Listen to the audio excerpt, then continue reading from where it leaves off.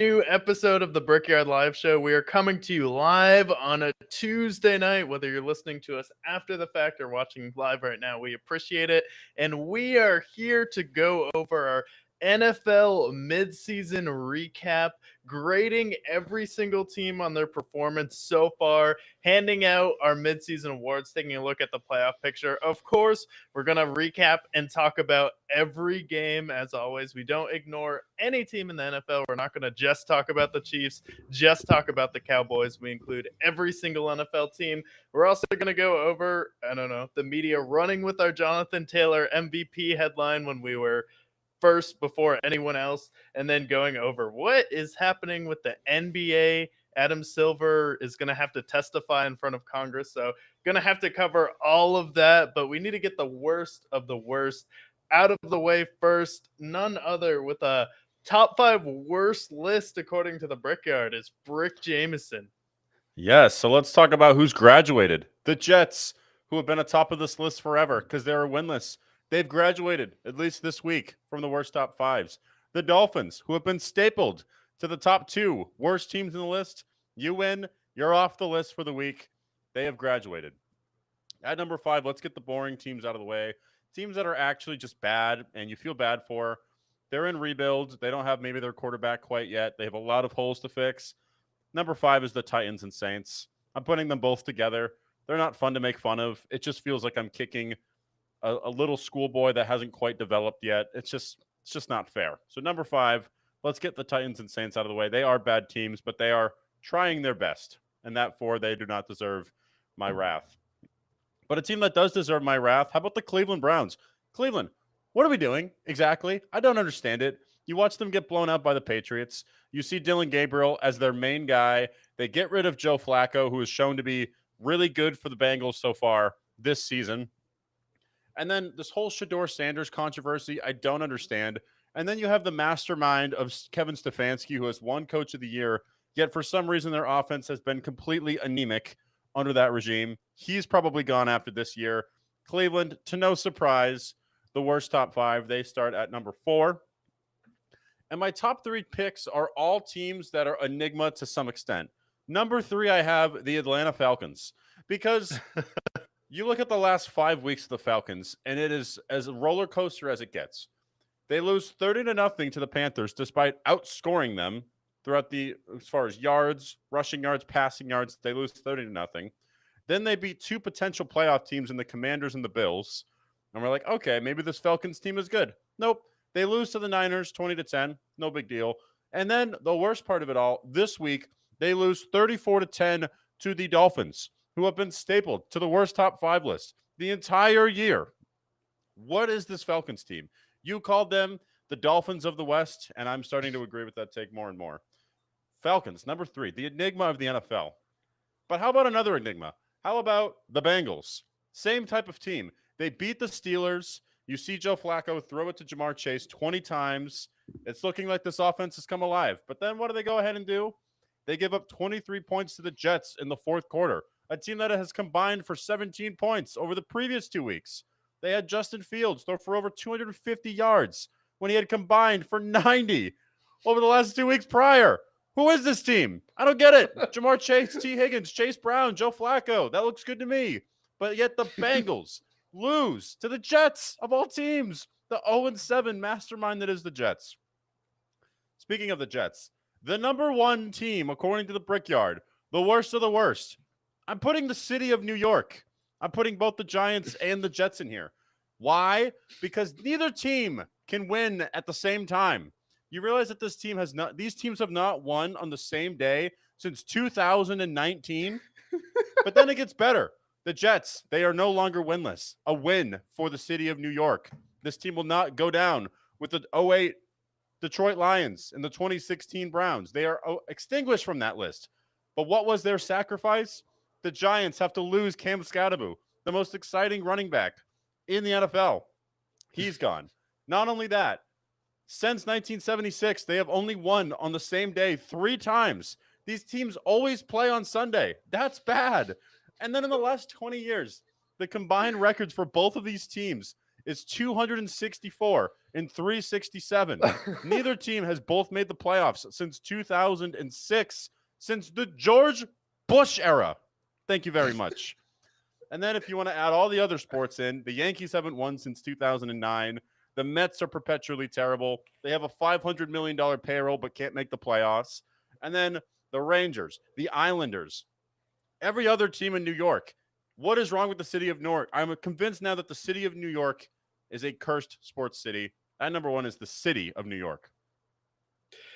Yeah, and that is honestly mind-blowing. Like, I've never quite heard a stat like that before, and that is why people tune into the Brickyard. That's why, if you're not tuning into the Brickyard yet, what are you doing? Because we just saw a magnificent breakdown about how they haven't won at the same time more than 3 times since 1976. Did I hear that correctly? They haven't won on the same day Since more than 3 times since 1976. Last time was in 2019. So they have not won on the same. And yes, I understand that both teams have struggled the last few years, but the fact that since 1976, we're talking 50 years, these teams have only won on the same day 3 times. When each team plays on Sunday each and every week, because neither team is playing on primetime historically. Yeah, and the crazy thing is with the Jets, like the Jets had a pretty good era where they were getting into the conference championship, at least with Rex Ryan. And then when the Giants were making the Super Bowl, they were typically a wild card team, or they were 8-8, 9-7, never really had the best record. So even when both of those teams were really good, they were generally still a wild card team or just barely winning.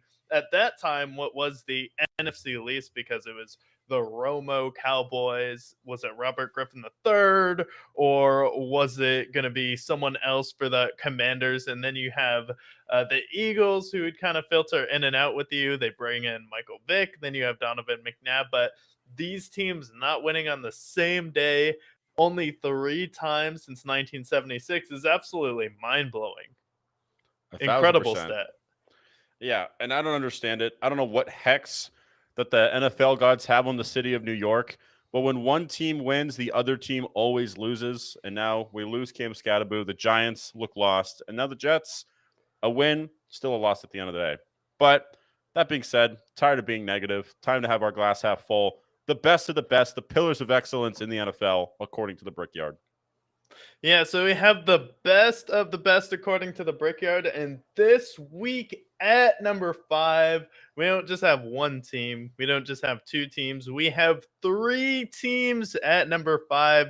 We have the Packers, the Broncos, and the Colts, all in a deadlock for 5th best team in the league. I really don't see one of these teams at this point is better than the other. I know the Broncos and Colts had a tough battle, but there was some pretty sketchy reffing in that game, if I do say so myself, at the end of it, and the Broncos definitely should have been able to come away with it.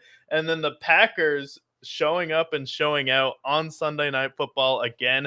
Tucker Kraft having an electric National Tight Ends Day, maybe making a statement for best tight end in the NFL on National Tight Ends Day, because God knows Brock Bowers can't stay healthy. George Kittle's at the end of his career. Travis Kelce's at the end of his career, and he's been kind of on the same pace as Sam Laporta. So at number 5, I have the Broncos, Colts, and Packers, because all these teams are just right there at number 5.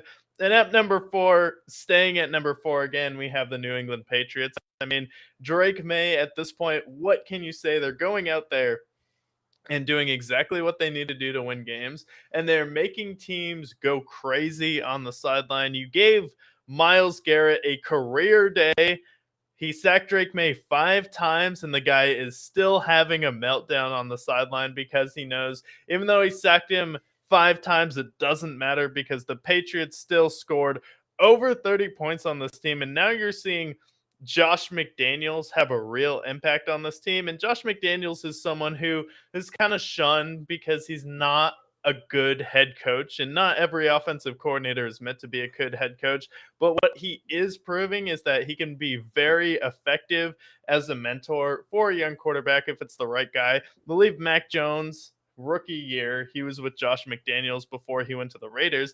That was the best year that Mac Jones had. They ended up going to the playoffs. And now you have Josh McDaniels coming back, coaching Drake May. He's helping Drake May see the field correctly. And now they also have the Patriots defense starting to step up a little bit, and they're able to weather a high volume of sacks against the NFL's number one total defense with the Cleveland Browns. I mean, as bad as this team has been, still had a really good defense. So staying at number 4, we have the New England Patriots. At number 3, they're on a bye this week. They're taking the week off. We have the Detroit Lions, though. They're going to be back. They got some rest here. They're ready for that push through the second season. You got kind of a bye at the perfect time. So I'm excited to see what we get from the Lions, but they've just been one of the most consistent NFL teams when you talk about the Chiefs, when you talk about the Bills, 49ers, teams that have been consistently good. They've kind of just been that team over the past 2 years, and they're continuing that into this season.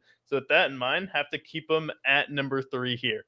At number 2, Philadelphia Eagles. Philadelphia Eagles sacked Jackson Dart 5 times, which is the most in a game for them in a Super Bowl era.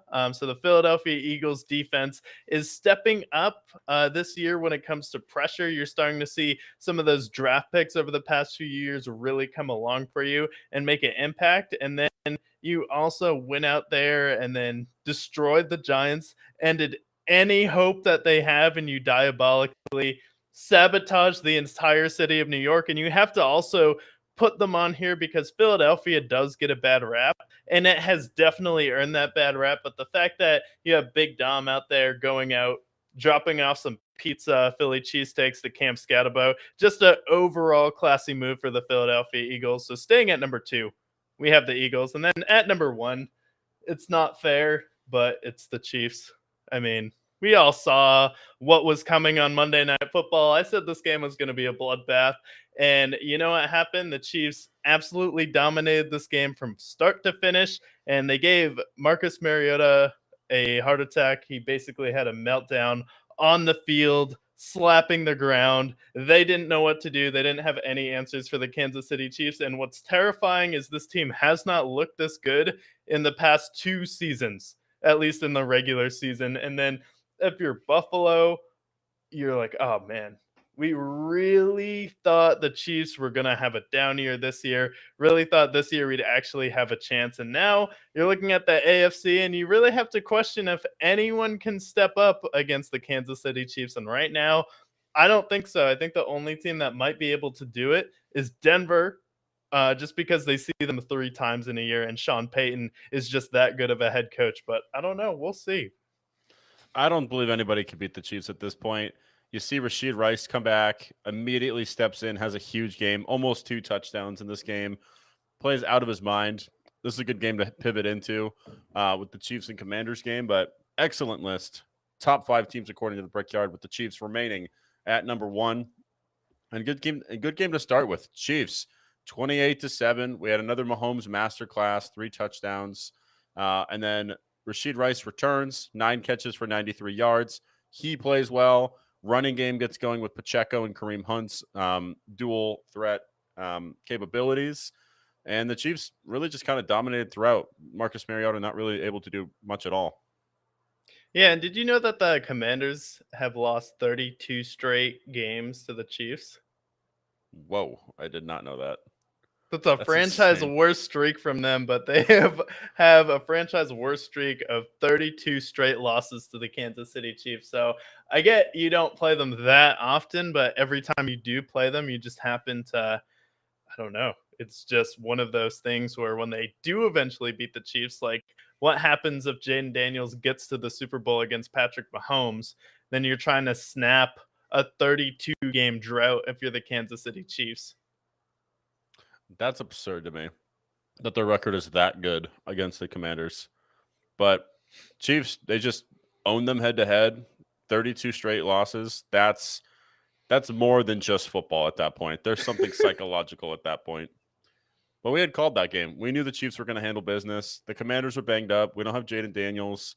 Terry McLaurin's still getting back into his groove. And I hope the Commanders get back to where they are, but the Chiefs are a bad team to start if you want to get back into your groove. So shout out to the Chiefs for getting the win. But then we'll go back to Thursday night. Thursday night, Chargers take care of business. We get some key players back from injury. Joe Alt returns in this game, but Chargers win 37-10. Big game for Herbert. The rookie, Kamani Vidal, stepped up for them with Hampton being down. He played well. Lad McConkey. Felt like offensively they didn't really need to do much, but just kind of dominated Carson Wentz, who then goes down with injury. And they take care of business. Defensively, they shined like they should. Yeah, they shined this game. It just looked like Carson Wentz was going through a lot of pain this game, and he had taken some big shots in the past few games, and it looked like he had gotten injured a couple times last week, and then comes into this game already banged up, and the Chargers are able to take advantage of that, and they really just dominated this game from front to back. So they're really just pushing the envelope at this point in the NFC West when you have the Chiefs now with only 3 losses, the Broncos in the lead, and now you're in a deadlock with Denver, Kansas City, and LA, and then I believe the Chiefs play the Broncos 2 more times, and then the Chargers are going to play the Chiefs again. So that'll be an interesting division to monitor this year because you could have 3 potential top 3 seeds if they're in a different division. Yeah, in this division's deadlock, we kind of predicted it. We were right about the Broncos. We had them going 12-5. They look to be on track. The Chargers, I give them credit. Despite their injuries, they've had a lot of injuries on offense, especially to the offensive line. But going out there with a statement win on Thursday night gives them some momentum as they head into the second half of the season. Next week, they face the Titans, which should be an easy game. And their schedule gets a lot easier moving forward. I know they got the Jags later on, the Raiders they face again. So it looks to be that the Chargers, there might be a light at the end of the tunnel following some injuries. But let's talk about Sunday's games. The 4th best team according to the Brickyard and the 4th worst team according to the Brickyard went head-to-head. Browns and Patriots started off a little slow, but then Patriots in the second half had it humming. They got a safety against Dylan Gabriel in the 4th. And then Drake May, 18 of 24, nearly 300 yards, 3 touchdowns, 1 pick. Their running game starting to get going, starting to use Travion Henderson effectively, and just getting it to his guys. Matt Collins had a big game. We saw Kayshon Boutte with a touchdown again. And this offense, Patriots offense, which has been anemic pretty much since Brady left, consistently scoring 30 points. What else can you say about the Patriots otherwise? Yeah, and I think with the Patriots, you have to again assess Drake May, where I think Drake May is making these guys better and elevating guys who normally shouldn't be this good, especially when you have Kayshon Boutte, who has struggled with the Patriots. He had some issues where he was suspended for gambling, and then you have Stephon Diggs coming back, but you just have an array of receivers where it seems like he's just going to make the right read, throw the open man, and it's not only that he's making the right read, it's that some of the throws he's making are ridiculous. I mean, you have throws on the sideline between 2 defenders. He's dropping it right in the bucket. And he's just one of those guys who, if he has an open receiver downfield, he doesn't miss. Every single pass that he has seems like it's on a rope. He's putting his guys in the right situation. And you see him in a game where he gets sacked 5 times, which would normally rattle any other young quarterback, but you're starting to see him develop a real relationship with Josh McDaniels, and you're starting to see Mike Vrabel just take over this team with that edge. And the New England Patriots should scare a lot of teams, especially the Buffalo Bills right now, because don't you see, like, when you watch Drake May, like, it's just a little bit different, and it seems like every throw he makes, it's just, yeah, he'll figure it out. Yeah, I think the Bills should be horrified. Not only did the Patriots torture you for 20 years with Brady, but then you have a short window where you have the 13-second game. You have a couple of close games against the Chiefs where you can't get over the hump. And now right in your division, you have a team that has a great coach now. You have a quarterback that's showing to be a top 10 quarterback, MVP candidate, 4th in the MVP right now, according to Vegas. And then not only that, like this team, I think is still in rebuild. They just traded away Kyle Duggar and White to the 49ers. And I feel like they're loading. Like they want to get another running back. They want to get another receiver. This team hasn't even reached its full potential yet, and they're 6-2. Could very well end the season 12-5 or 13-4. The Bills, you messed up losing to them on primetime because I don't think the Patriots are going to give up that division lead anytime soon, especially with that schedule. Yeah, and I think the good thing with the Patriots is they're playing bad teams. And, you can say, oh, well, they played a lot of bad teams and it was easy, but it's not like they're being sluggish against these teams. It's pedal to the metal and they're sticking their neck on their throat. I mean, Josh Allen in his first 2 seasons had 30 touchdowns and 21 interceptions. Drake May is tied for, I believe he has 15 touchdowns right now. So he's on pace to pass Josh Allen in his first 2 seasons in passing touchdowns in year 2. Josh Allen didn't look this good in year 2. Like, I feel like people forget how bad he was until year 3 and they got Stephon Diggs. But Drake May is looking like a whole different quarterback, and he's looking like someone who's right up there with the top quarterbacks in the league right now. He's top 5 in passing right now. He might finish in an MVP conversation. He might actually be the MVP of the league, especially when it comes to storylines. So Patriots are another team this year who might sweep at the awards, whether it's Mike Vrabel winning Coach of the Year or it's Drake May getting MVP. Yeah, and the other thing with Drake May, if the season ended today, he would finish with the highest completion rating in regular season history in the NFL. He would have the highest completion percentage in a single season as a quarterback in the NFL, which is insane. No, he's like he if you completes- mixed Aaron Rodgers and Josh Allen. Yeah, when I see Drake May, I see a better version of Justin Herbert. I think they have comparable builds as far as like mobility wise and having those big arms, but he's on track to have 30 touchdowns, 6 picks, potentially 4,000 plus yards, plus what he's able to do on the ground. He's on track to go 32-6 touchdown interception ratio, QBR of 118. It's not fair. It really isn't. The fact that the Patriots only really had 3 years of abysmalness before they got their quarterback isn't fair in the NFL world, but they're back. Their defense is great, and Mike Vrabel could be Coach of the Year. And I think Drake May is going to get MVP votes as well. Yeah, and if he finishes like 35 to 6 picks, that's a Aaron Rodgers type of stat. I mean, putting up that amount of touchdown to interception ratio with the completion percentage, that's like what Aaron Rodgers does. That's what Drew Brees does. And then you give him the mobility of someone like Josh Allen. Maybe he's not as physical, but he can definitely move. And you're going to see him turn that up a notch in the playoffs because he's definitely holding back a little bit. As he should, 100%. They want to play in the playoffs. So I think big moves ahead for the Patriots. They take care of business against the Browns. Not a whole lot to say about the Browns except for Dylan Gabriel is not the guy. Surprise, surprise. When does Shador come out? I don't know. I don't know what's going on with Cleveland. I think you had asked me earlier this season if I think Kevin Stefanski's probably done. After this year, I think he probably is. He probably goes somewhere else. Just not working anything in Cleveland at all. Yeah, just for his own sake. I'm sure he could thrive in a better situation. Maybe Dallas fires their head coach and he's like, oh, I have George Pickens, CeeDee Lamb, and Dak. That's great. Yeah, I think he would thrive in that organization. But other 1 o'clock slates, we had the Dolphins versus the NFC Dolphins, anointed earlier this season. The Dolphins, who have looked dead in the water. You have 20 of 26, 4 touchdowns for Tua, no interceptions for the guy leading the league in interceptions. We have Devon Achane running all over them. We had a huge Jalen Waddle game. And then you did have an injury with Michael Penix. We had a Kirk Cousins sighting. But they contain Bijan Robinson. They hold the entire Falcons to 45 yards rushing. And they just dominated the Falcons front to back. It was basically a 34-3 game outside of a late score.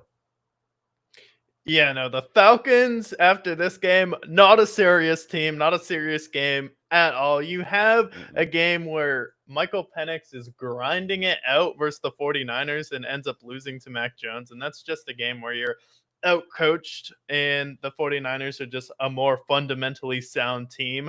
And then you have Bijan Robinson talking about, oh yeah, we haven't even begun to unlock our offense yet. Earlier this year where you had a game where Kyle Pitts. where Kyle Pitts gets a touchdown. You have Algier get a touchdown. Bijan Robinson gets a touchdown. Then you also have Drake London get a touchdown. People thought the Falcons were breaking out. People thought they were a legit contender. Like, I don't know. I think this team actually looks pretty similar to that Miami Dolphins team when they were in their heyday. But this team doesn't even look as dominant as the Dolphins did, because with the Dolphins, when you had Tyreek Hill at the peak of his powers when he left Kansas City and Jalen Waddle, they were never this bad. And it's kind of insulting to those Dolphins teams to compare the Falcons to them. Like, you want to be a serious team that's going to go to the playoffs. You don't even look like you could compete with Seattle at this point if they ended up winning their division and somehow you get a wild card spot. You think this is going to stand against Green Bay or Detroit? And this is a team that should be getting better, should be getting more explosive as the year goes on. But yeah, this just is not a very serious Falcons team at all. They're kind of just a bizarre team where you have a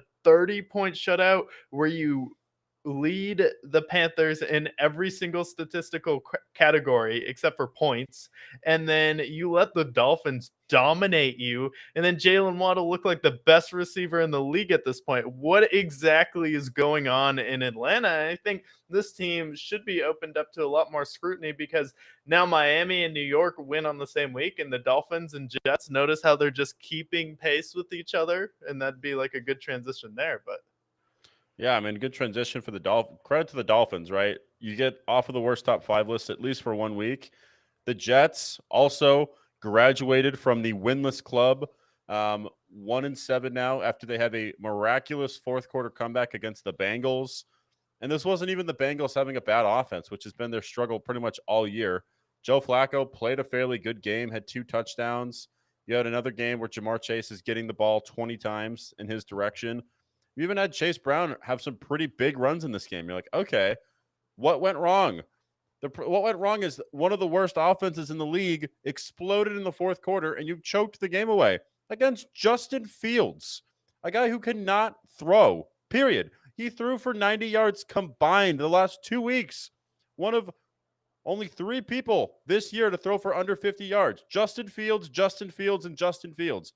He outthrew Joe Flacco in the fourth quarter. They scored 23 points, and they get this miraculous win. And for this, good for the Jets. They get to their scores. Breece Hall has a great game in this game. But this is a shame on the Bengals. Bengals, you just beat the Steelers. You're right there in that division. The Steelers just lost. You could have been 4-4, knocking on the door for the division. And now look at you. You lost to the fucking Jets of all teams. What are we doing, Cincinnati?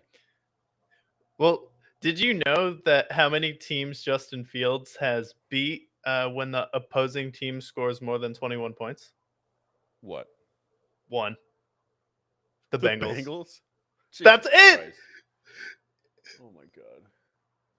He also has one of the lowest winning percentages of any quarterback through 30 games. And that's the guy you lost to. And this isn't a hate on Justin Fields. He played a fine game, all around. Not a hater of Justin Fields, the person, but the quarterback, he's not the guy. He wasn't the guy in Chicago. He wasn't the guy in Pittsburgh, and he's not the guy in New York. This is more of a loss on the Bengals than it is a win for the Jets. But you know what? I said the Jets were not a 0-17 type of bad, and maybe they'll continue to prove that later this season. But shame on the Bengals for losing this game. This was all on them. Terrible defense, terrible execution in the fourth quarter.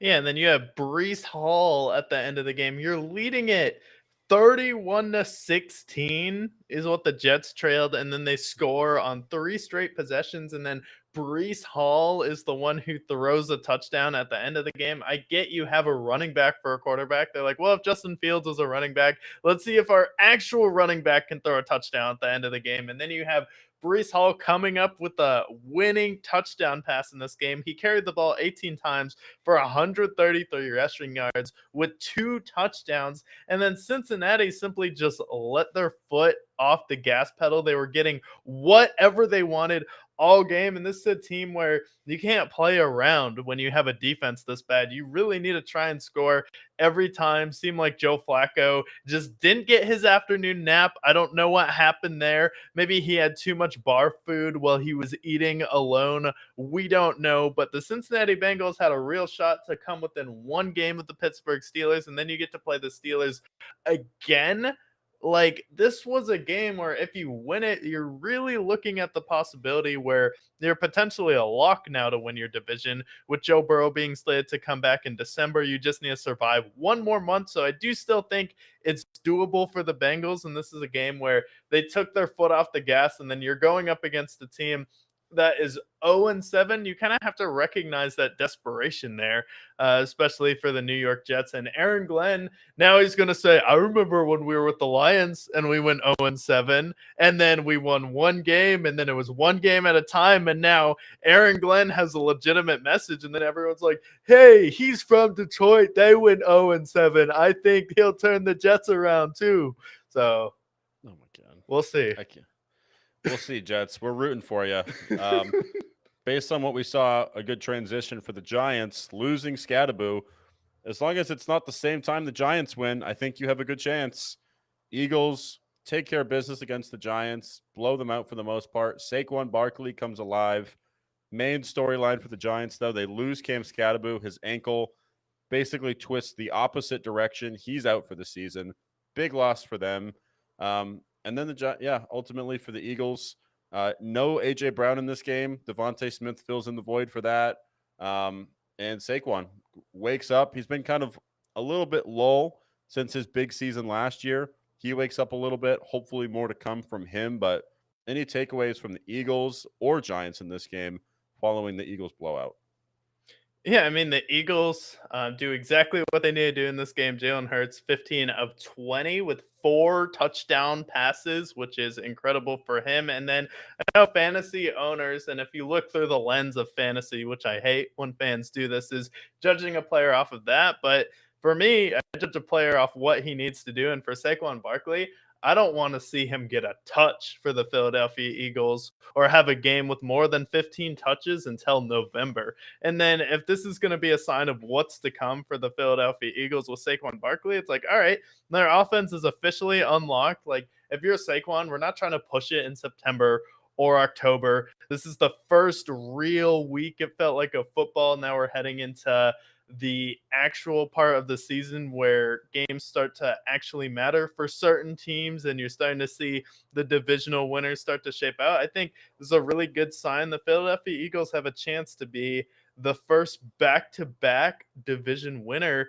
for the NFC East in a long time, because it's kind of been a revolving door. And unless the Cowboys snap out of it, or the Commanders snap out of it, or the Giants, I don't know, go back in time and stop Malik Neighbors and Cam Scadabo from getting injured, then the Philadelphia Eagles might be back-to-back NFC East champs. First time since 2002, I believe, that would happen. So big for them if they're able to do that. But we have a lot of blowouts to cover. So let's first talk about Bills and Panthers. They get the win 40-9. Andy Dalton's in this game with Bryce Young being injured. Rico Doidle comes down to earth a little bit, although still averages 7 yards a carry against the Bills. Tedro McMillan still plays well for them, but Bills overmatch them, have a big third quarter. We have James Cook with 200 rushing yards in this game, absolutely out of his mind. Josh Allen didn't need to do too much to win this game, but 40-9 for the Bills, wakes up after losing 2 straight games. So does this give you optimism for the Bills, or are you still worried about them given what we saw the previous 3 weeks? Oh, I'm still worried about the Bills. The Bills are front runners. Anytime they have a chance to run up the score against a bad team, it's been their MO. Over the past few seasons, they're like Drake picking on C-list celebrities, whether it's Meek Mill or someone else. Anytime the Bills have a chance to go up against a bad team and then just juice up the stats, Josh Allen takes the opportunity to do that, and then James Cook will take the opportunity to do that. So you're going up against a Panthers team that was just bound to come down to earth, who had kind of been getting lucky, had a lot of breaks fall their way. They're kind of a Tim Tebow Broncos S team, and then they just they just faced a team that was due to lose, and you had a bye week where you're thinking about back-to-back losses, and they heard the noise, and now they have to keep New England in their sights. And if you lose a dumb game like this, like, all right, so now the Bills have to be locked in and focus the rest of the year, because you have to beat New England the second time probably to win your division, because their schedule is a lot easier than yours, so you can't be dropping these. No, you have to stand on business. So Buffalo gets the win. They take care of business there. And then we talked earlier about an unserious team. I'm going to talk about the Bears in this case, as we talk about Ravens and Bears. And you look at the score, you're like, oh, 30-16, great game for Lamar. Wrong. Lamar Jackson's not back until Thursday night. Tyler Huntley rushes for 50 yards, throws for another 200. And the Ravens blow out the Bears for the most part. This second half have a big resurgence. They win the game. And I'm sorry, like the Bears are in a scenario where they could easily make the playoffs. They have the defense for it. They supposedly have the coach for it. Apparently their quarterback. But losing to Tyler Huntley for a team that's desperate for a win, I don't believe in the Bears anymore. Any stock that I had in the Bears, I'm selling. I don't trust them. I don't care if they make the playoffs. If you're going to lose to Tyler Huntley and the desperate Ravens team when they have that bad of a defense and their running game has not been effective for them, Derrick Henry hasn't been the same Derrick Henry early on in this season, I'm selling all my stock in the Bears. I don't trust them. If you can't beat Tyler Huntley with a desperate Ravens team, I don't believe in you. Yeah, I mean, the Bears are that typical I duped you in October team where, oh, they lost 2 games, but they came out, won 4 games in a row. Like, no, it's still the Bears. They still haven't proven it yet. And, this is still a team that is being run and pushed by D Swift. And Caleb Williams, at no point this season has he looked like the guy for the Chicago Bears. It's felt forced. You can see him get flustered on the sideline. Just his demeanor quite isn't there for what you want as a franchise quarterback. And I'm not saying he's going to be a bust. Really got to see how he looks in year 3. But DJ Moore is nowhere to be found. The fact that they lose this game, you need a win as many games before Thanksgiving as possible, because this did not look like a team that's going to be able to go to Green Bay in December and then win a game against Jordan Love on primetime. This didn't look like a serious team who can go out there, win a playoff game, and then as soon as you have that second half of the year D Swift, I don't know. Like, this team is going to be in pretty bad shape. I think this team, I don't know, they could still potentially go 7-10 is probably still what I see for this team. Like, maybe you have 3-4 more wins there. Well, you faced the Packers twice, and you faced the Lions a second time. Last time you faced them, you got blown out. They dropped 50 on you. And you faced the Eagles, and you faced the Niners, and you faced the Steelers, and you faced the Vikings. All in that Yeah. time. Next week, you face the Bengals, which That's maybe you brutal. could put. That's a really tough schedule. And yes, you won 4 games, but like maybe you get a win against the Giants, and maybe you get a win against the Browns. Maybe you can squeak out a game against the rest of them. But 7-10 looks to be in their sights, especially with the Vikings and what they've seen. I know the Vikings haven't played exceptional, but they've had injuries, but their defense has shown to be great. We already know what we get from Kevin O'Connell. I would trust the Vikings more than the Bears. And the Bears are just one of those teams that always break your heart. Why would I believe in the Bears at this point, especially after this loss to the Ravens? Yeah, and then Roquan Smith, one thing I'll shout out for the Ravens before we move on, against his former team, logged 12 tackles. What a game for him. Amazing. What a game for Roquan. And then let's transition to the Texans and Niners game. CJ Stroud comes alive, throws for over 300 yards. We have a big game from Woody Marks, and they shut down the 49ers. I believe you picked the Texans to win in this game. Thoughts on their offense waking up a little bit? Seems to be crawling out of the gutter that they were, starting off 0-3. Now they've won 3 of their last 4 games. Defense has stepped up. Thoughts on the Texans here, as you called them, beating the Niners? Yeah, so the Texans are just one of those teams where they really don't wake up until the second half of the season. That was their MO last year, and they tricked everyone, where everyone said is the Chargers were going to have basically a bye in the first round. Then the Texans defense rose up against Justin Herbert and had 4 interceptions. And then You had over 475 yards on offense, and then you held the 49ers and Kyle Shanahan to 65 rushing yards, which is no easy task. So the Texans defense is showing me they're still one of the best in the NFL. CJ Stroud looks like he's starting to find his groove a little bit, finding 9 receivers and going 30 for 39 this one. So that was despite missing Nico Collins as well. So this Texans team definitely looks like they're awake now. This team looks like a better team, I can confidently say now, than the Jacksonville Jaguars. And I would agree there. And granted, we didn't see Jacksonville this week, but I believe in that sentiment as well. Then we have an NFC South bout with the Bucks and Saints. Bucks struggling a little bit over the last 2 games. Looks like Baker is dealing with some sort of injury. They had a tough loss against the Niners last week, but they go out, they beat the Saints 23-3 and get it done. Despite not playing the best on offense, but still getting the win. Benching Spencer Rattler, Tyler Shaw steps in for them. But thoughts on this Bucks game? You think they're back after this week, or with those injuries, just maybe just dealing with some growing pains? Yeah, so the Saints only scored 3 points. That was their lowest output since 2023. And then the Tampa Bay Buccaneers definitely look like an injured team, but thankfully they're heading into their bye. They can recover a little bit, potentially get Bucky Irving back. And then Mike Evans is still due to return this year as well. So it should be a good second half of the season for the Buccaneers. And I think you did exactly what you needed to do to win this game. And I like that their defense was able to stifle the Saints in this game, holding them to only 3 points. And then you also have Anthony Nelson, who had 2 sacks, a forced fumble, and an interception return for a touchdown. So an absolutely ridiculous game on defense for Anthony Nelson, really just leading the way for the Tampa Bay Buccaneers. Hell yeah. And then we move to the 4 o'clock slate, which is infamously bad. We have the Broncos and Cowboys. Broncos, I don't think they punted once in this game. And if they did, I didn't see it, because 44 points, Bo Nix, 250, 4 touchdowns. On the ground, we had a big J.K. Dobbins sighting. Big run by R.J. Harvey. Big fan of him, rookie. And then ultimately getting a few stops on defense for the Broncos. Dak Prescott not playing his best game. And then ultimately just cruising to a win.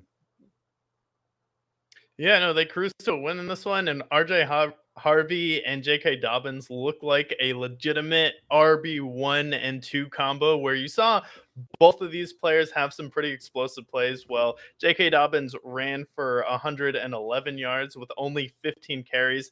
R.J. Harvey had 3 touchdowns in this game. He had a receiving and 2 rushing touchdowns. So that is the type of running back you see in a Sean Payton offense, whether it's been someone like Pierre Thomas or Darren Sproles in the past, that really thrives. And I think that is kind of the missing consistency that we've seen from the Denver Broncos. And then you also have Bo Nix in this game with 4 passing touchdowns after he set an NFL record last week with 2 rushing touchdowns and 2 passing touchdowns. So this Broncos team is starting to look scary. I picked the Broncos to win this game. Vegas had it at a 3-point game for the Broncos. They weren't sure what to do with it. And then you go out there, and it's not only that, you're missing potentially the defensive player in the year in Patrick Surtain, and you still hold the Cowboys to only 24 points in this one. Broncos looking like an absolute wagon, and the Cowboys showing that if you can stop them and hold them under even 31 points, you have a pretty good shot to win. I'd say if you can hold the Cowboys under 31 points, you're going to win 70% of the time with how bad their defense is. Yeah, their defense is really bad. If only they had an edge rusher, top of the league, potentially defensive player of the year candidate, that team could be so much better. But in this game, they hold down the Cowboys. Bo Nix plays very well, and their running game gets going. This is a scary Broncos team. You have a good defense. Your offense is starting to come alive. Cortland Sutton, Mr. Consistent for them. So, like what I've seen from them, and it looks like our 12-5 prediction for them is coming into fruition. But a prediction that has not come into fruition, a team that we did not expect to be as good as they were. How about the Colts? 7-1, annihilate the Titans, 38-14. Jonathan Taylor, another huge game, $150 on the ground, 2 catches there, and then another one receiving for Jonathan Taylor, looking like a potential MVP candidate for them. Daniel Jones has a huge game in this as well, stifling the Titans offense as well, the post Tyler Lockett offense. So Colts 7-1 now. They're the 1 seed if the season ended today. Are we still buying the hype for them? Do we still believe them to be warriors, or is this Colts team actually good? Yeah, I think this Colts team is actually good enough to win a playoff game and potentially stumble into the AFC Championship, depending on the matchup. This is a team, though, that's heavily reliant on Jonathan Taylor. They're averaging, though, over 8 yards per play. And Jonathan Taylor is now the first player in NFL history to have 3 touchdowns in 3 consecutive games against the same opponent, the Titans. So now he has 3 straight games of absolutely tormenting the Tennessee Titans with 3 touchdowns. He has 12 carries for 153 yards. He had a 80-yard rushing touchdown this one. So this is just a big play home run offense. So for the Indianapolis Colts to stop them, you pretty much have to shut down the run game and Jonathan Taylor and make Daniel Jones beat you. And we haven't seen a team really force them to do that yet, except for the Rams. And the Broncos had a tough game against the Colts. So I do think they're beatable, but I think they can win a playoff game. But I'm really interested to see that matchup versus Houston because they face them, I believe, in 4 weeks. Houston's going to have a chance to potentially pull within striking distance of the division. So this is a team that I definitely think should win their division just because they get out to such a fast start. Oh, 100%. Now, their schedule in the second half does get tougher. They face the Texans twice. They face the Chiefs. They have the Steelers next week. So we'll see how their second half goes. But I do think this is a legitimate team that can win a playoff game, especially on the legs of Jonathan Taylor, who has been their most valuable player. So I like what I've seen from them a lot. And with a team like the Titans, who obviously is in rebuild, beating them the way they do, that gives me optimism there. But Sunday night, the return of Aaron Rodgers to Green Bay, facing off against Jordan Love and the Packers. And this was fireworks. Huge fourth quarter for Jordan Love. 3 touchdowns, almost 400 yards, 360. And then ultimately, with Aaron Rodgers, gets the job, plays fairly well. But thoughts on the Steelers and Packers game? Sunday Night Football in Lambeau.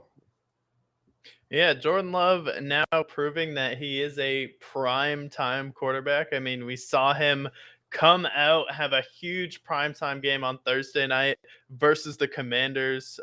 He came out, had a big game in the first week versus the Detroit Lions, and now this game on Sunday Night Football versus his mentor in Aaron Rodgers, coming out here going 29 for 37, 360 yards, 3 touchdowns, and then also, we have to talk about for the Green Bay Packers the rise of potentially Tucker Kraft being the best tight end in the league. I mean, he had 143 yards. That's great. Did he have 15 catches, 10 catches? No, he had 7 catches.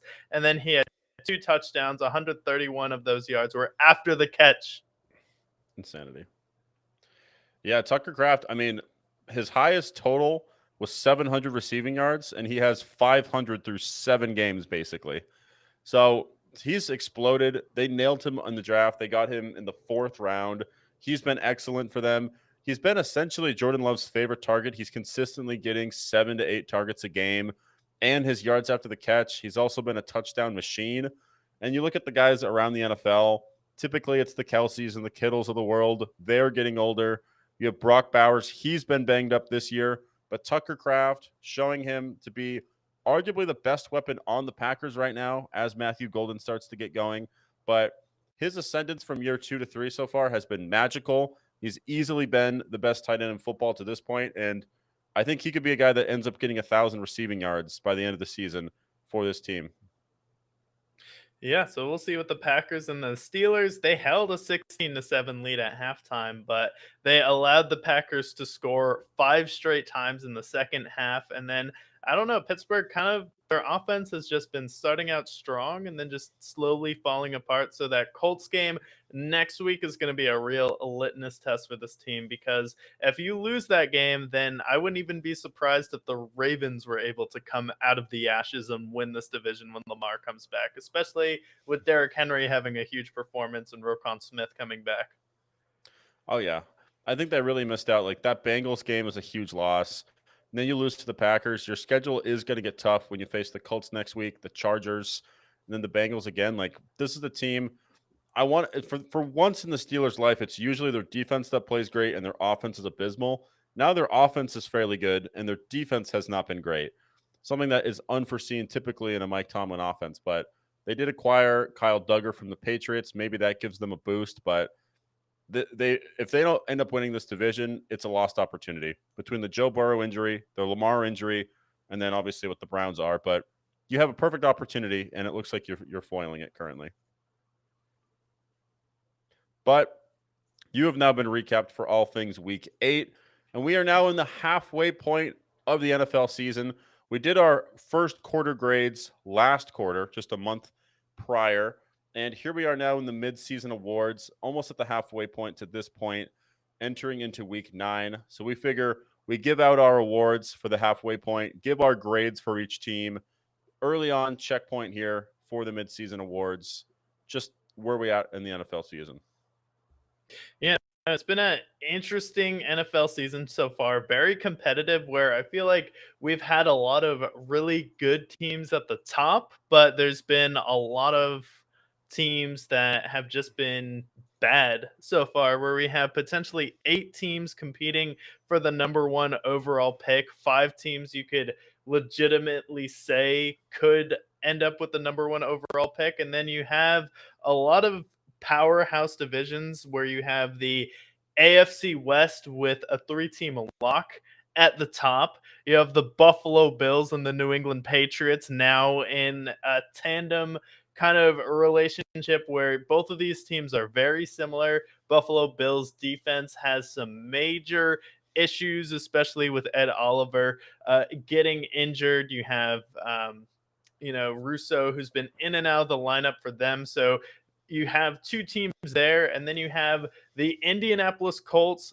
coming out of nowhere. The Houston Texans also starting to show signs that they might just have the best defense in the NFL, and they're really starting to wake up. And then the NFC, there's really no team that's jumped out and taken it. We have the Philadelphia Eagles and the Lions are kind of just hanging out and just waiting for someone else to step up, where you have those 2 teams, and then you have Seattle, who's been a real surprise team, where you are starting to look back at the schedule at some of the teams that they've beaten, and they've actually strung together a lot of impressive wins, and they've been one of those surprise dark horse teams you kind of have to keep your eye on, especially defensively, how they've been performing. Yeah, the Seahawks have been a big surprise for me. Their defense has been one of the best in the league. The Bucks, they've been early showers for them. I know they've been banged up with injuries pretty much to every single part of their offense, whether it be offensive line, running back, or wide receiver.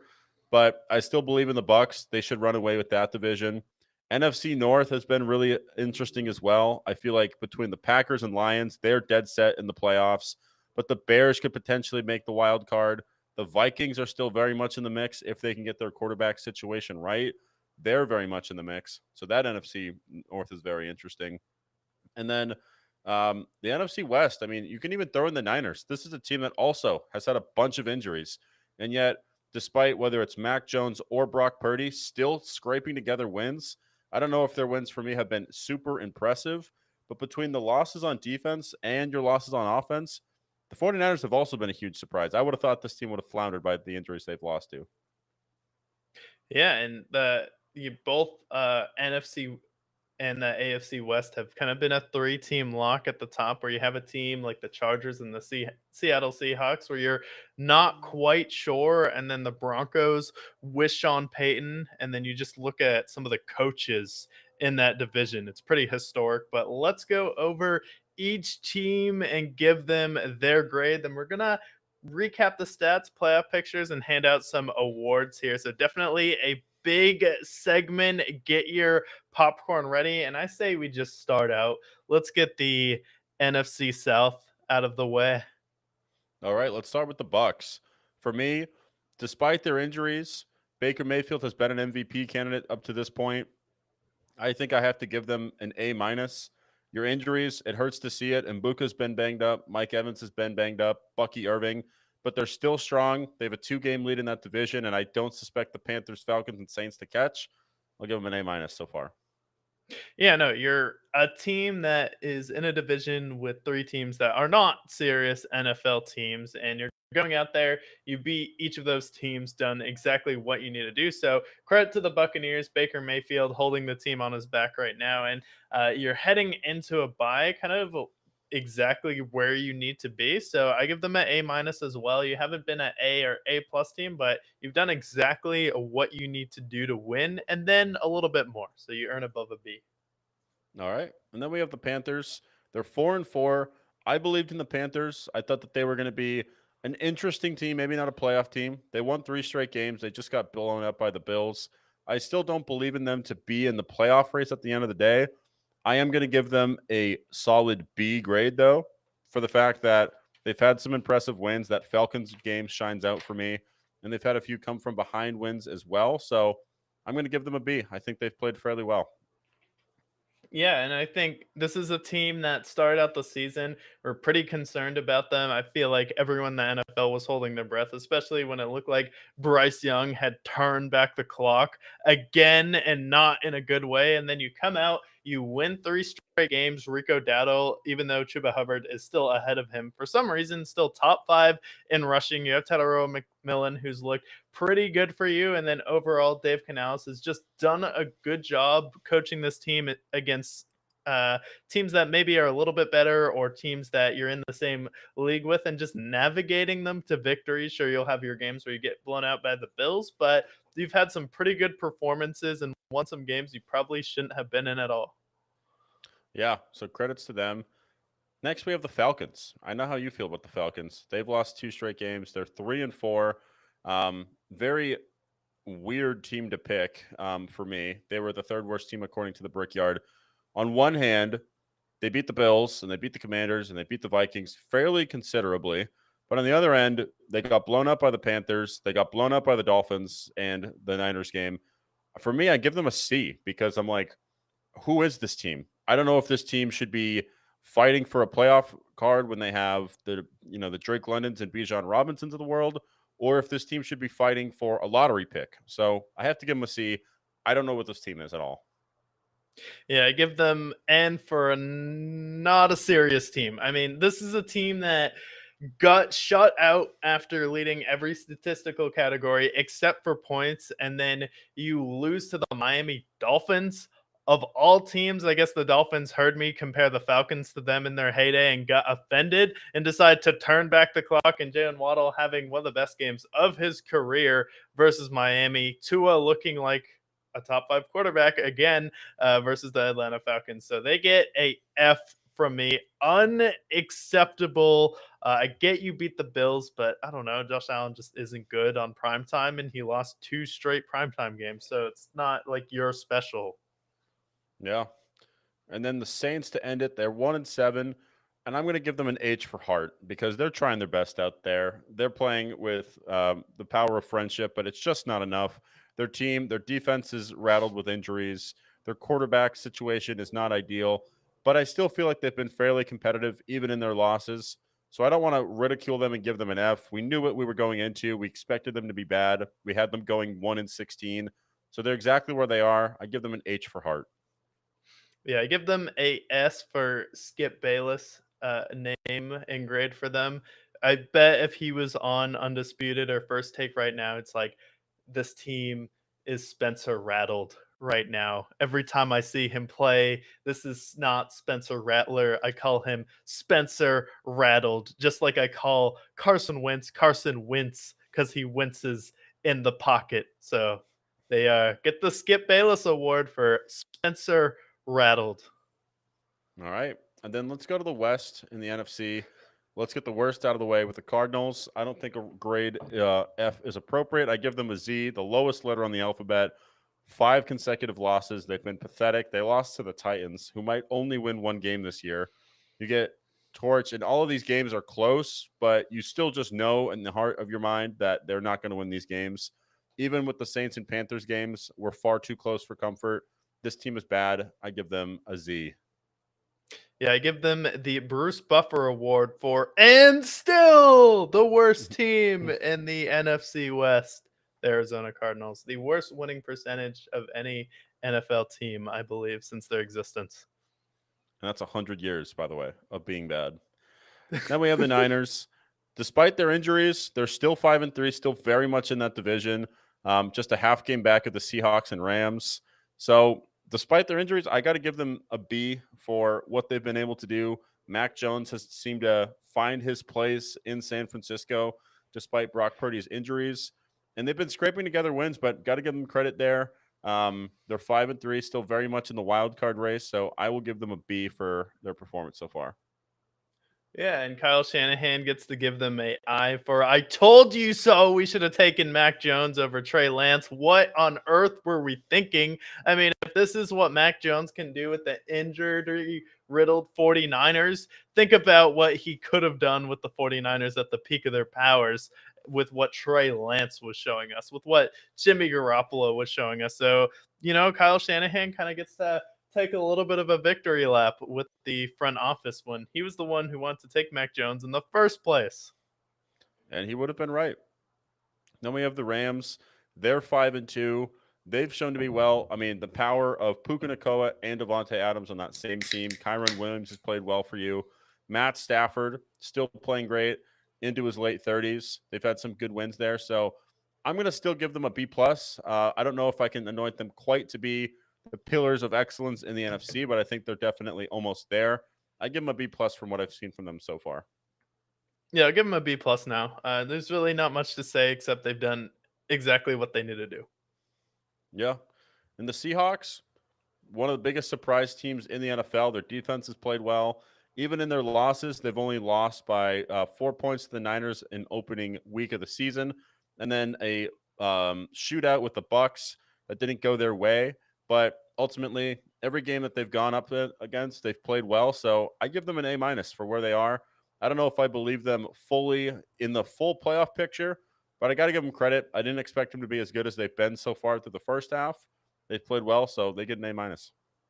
Yeah, I'll give them an A, especially our expectations for the Seattle Seahawks coming into the year. Not a lot of people knew what to make of this team, but you have a rookie head coach right now, and it seems like his specialty is defense, and he's really been able to bring that team along so far. And Sam Darnold has continued what he learned from Kevin O'Connell, Minnesota, to Seattle. You also have the top receiver right now as far as receiving yards in Jackson Smith and Jigba as well. So you won that DK Metcalf trade. So A for the Seattle Seahawks. All right. And then let's do the NFC North. The Vikings, they're 3-4 at the bottom of their division. Really, the highlight for them this year has been their quarterback play. JJ McCarthy, not looking like the guy. He gets hurt. Carson, Wince, comes in, doesn't play amazing to start, gets banged up, and now they're potentially throwing out Max Brosmer into this game. Maybe they make a trade before the deadline's over, but I feel like I have to give them an I for incomplete because ultimately they're an incomplete team. I still believe in their defense. I still believe in their offensive talent. It's just, can they get their quarterback right? So I see them in the offseason taking a big swing at potentially a veteran quarterback. Maybe that fills their void, but I give them an I for incomplete. Yeah, I feel like I for incomplete is fair. I'll roll with that grade. I mean, you really can't assess this team right now. Carson Wentz getting injured again. JJ McCarthy, he stepped in there and got hurt. So really in a tough spot right now, but I think this team will be able to turn it around next year, but I think the season's potentially over with and you might need a retool. Yeah, I might need to retool there. Then we have the Bears. A lot of expectations. People are putting them in the Super Bowl with Ben Johnson and Caleb Williams. And to this point, they've been a bit of a mixed bag. Even with their wins, I'm not overly impressed. You beat the Raiders and Commanders by a combined 2 points. And other than that, it's the Cowboys and Saints. Otherwise, when you faced off against real competition, you've gotten blown out by the Lions. The Vikings handled your business, and they blew a massive lead against them. And then you can't beat Tyler Huntley. So this team is F for fake, insignificant. I just don't believe in them down the stretch to make the playoffs, and their schedule gets really tough. So honestly, if I'm being completely fair to them, I'm going to give them a C minus. Yeah, no, definitely a C minus. That's the grade I was going to go with. I was going to give them a C, but for the Bears, you've beaten the Cowboys, who have been wildly inconsistent. You beat the Saints, who might be the worst team in the league.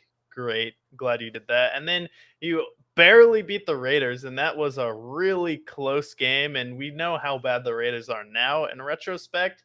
And then, you go out there, get blown out by Snoop Huntley for me. And this is a team that is not going to be good after Thanksgiving, in my estimation. So definitely a disappointing start for the Bears this season.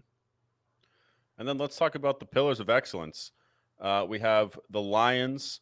They are 5-2. Everyone counted them out because they lost Aaron Glenn and Ben Johnson. They're still at the pillars of the NFL with an efficient offense. Jared Goff playing great. Amon-Ra, potentially an offensive player of the year candidate for how he's played. Jahmyr Gibbs is in the mix there as well. You got to give this team an A for what they've gone through, losing pretty much their entire coaching staff outside of Dan Campbell and still being in the mix for that division, despite the Packers being what they are. They got to get an A for what they've done. Yeah, no, Lions definitely get an A. They've just stayed healthier so far this year. We picked them to go 13-4 this season, which is looking still pretty good. I mean, we're halfway through the year, and they're on pace for that. So they've done exactly what they needed to do.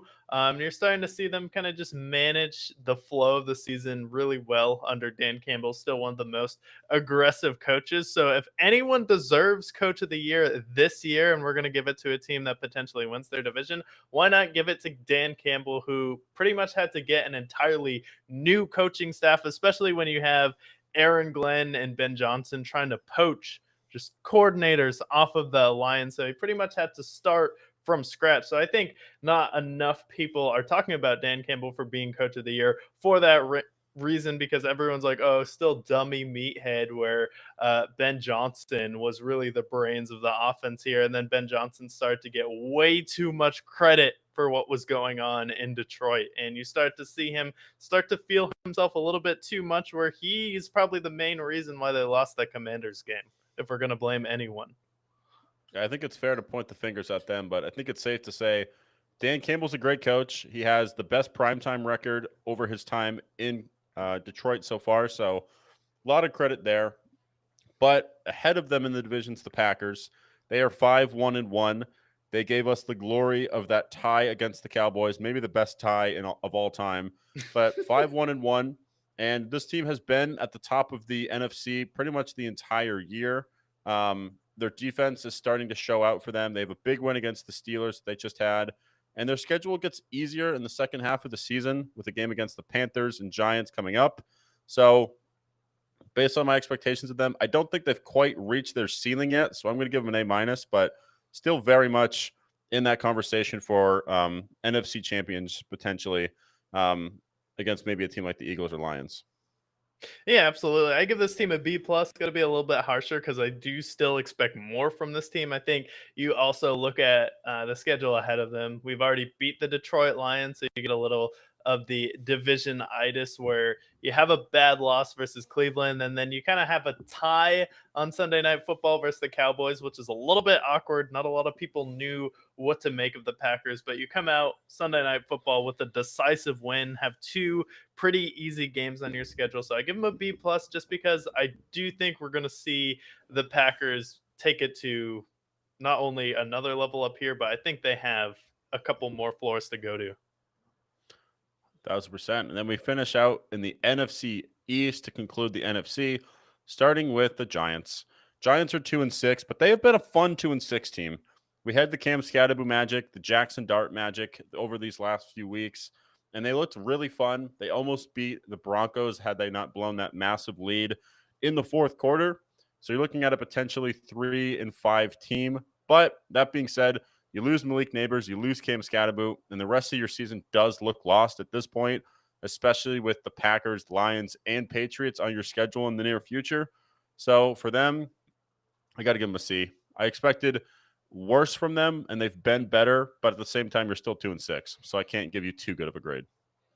Yeah, I feel bad for this team, and I think um, you're fine to keep Brian Dayball, but I give them a I for I actually genuinely feel bad for this team because the 2-game win streak that they did have, it looked like they could make a push for the playoffs, and then you have Malik Neighbors go down, and then Cam Scadaboo's foot going the wrong way, and one of the most gruesome NFL injuries I've seen in a while. And not only that, just sports, it kind of reminded me of the Gordon Hayward injury where you just look up and you're like, what do you mean? How is he injured? I don't see his foot. And then you're like, oh, I don't see his foot because it's turned the opposite direction. So this is like the one time I've actually genuinely felt bad for the Giants. So I give them a I for I actually feel bad for this team, and it could be a blessing in disguise because you have another top draft pick. Yeah, maybe you can get another Abdul Carter, who's been arguably defensive rookie of the year. So I think a bright future for them, but this year looks to be lost.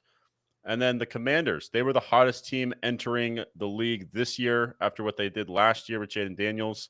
He's been banged up. You've had Marcus Mariota in the mix. You've lost 3 straight games. I can't really criticize the Commanders as much because it does feel like a lot of the injuries have kind of held them back. But I am still going to give them a D based on their expectations. They're 3-5. I don't see them getting back into that mix unless if Jaden Daniels can be healthy. So got to give them a D just based on their expectations. Yeah, I give them an I for incomplete. Like, you have had like some of the worst injury luck in the NFL so far this year. Maybe it's because you have one of the worst stadiums and some of the worst facilities in the NFL. I don't know. Maybe that just has something to do with your team staying healthy, especially when you have Jaden Daniels and Joe Burrow go down to the cheapest teams in the league. I don't know. That's just me. But I think this team just, what do you expect with all the injuries they've had? Yeah, very true. I mean, you've had Terry McLaurin hurt, Debo Samuel hurt, Austin Eckler out pretty much immediately. Jaden Daniels has missed some games. It's hard for me to be critical of them. So, Commanders, you give them an I. And then we have the Cowboys. I'm giving them a C for coin toss. Coin toss on what type of Cowboys team we're going to get. Their offense has been amazing to watch. George Pickens really ascending as a true wide receiver. You have a tie in there, which misses things up as well. But literally, it feels like every other week they're winning and every other week they're losing. It goes Giants win. You have a overtime win. Then you have an overtime loss. Then you beat the Jets. But if you can't score 30 points, you lose this game historically. So I have to give them a C for coin toss. Yeah, I'll give them a R for renege on my Steelers going 8-1 prediction coming into the season, and I'm now giving that prediction for every reason you just said to the Dallas Cowboys, because I do think they will end up going 8-1. And hey, I predicted any team going 8-1 into the season. So if you did at any time 8-1 bet this year, I think I get a commission. Yeah, give some commission to Mr. Marcus here.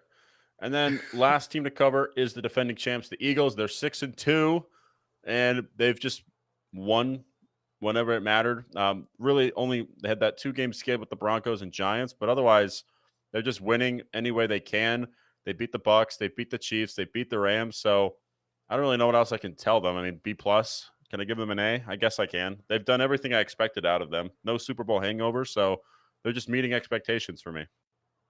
Yeah, they meet expectations for me, so I'll also give them an A. The Broncos game you can explain away with Bo Nix turning out to be actually a historic quarterback this season as far as the fourth quarter this year, where you're able to shut them out through 3 quarters twice, and then they come back and win both of those games. And then with the Giants game, I can give you a pass because we didn't really know anything about Cam Scatterbo or Jackson Dart coming into that game, and that was just the game they decided to turn it all the way up after you just gotten smacked in the face by the Broncos. So, like, I can give you a pass there. So, A for the Eagles to wrap up the NFC. All right. And then we have the AFC. Which division shall we start in the AFC? Let's do the South again. Okay. The Titans. They start 1-7. We had low expectations for them. They've been pretty bad. Their head coach is already out the door. RIP Brian Callahan. But 1-7, 3-game losing streak. I expected them to be bad, but they have been probably worse than I expected. Don't show to have a lot of momentum. I don't see them winning more than maybe one more game. So I have to give them a D. Like, you're in rebuild. Maybe I give them an R for rebuild. This is what you expect for a bad team like this, but it has been pretty rough to watch. They have the lowest scoring team in all of the NFL. So, yeah, I got to give them an R for rebuild.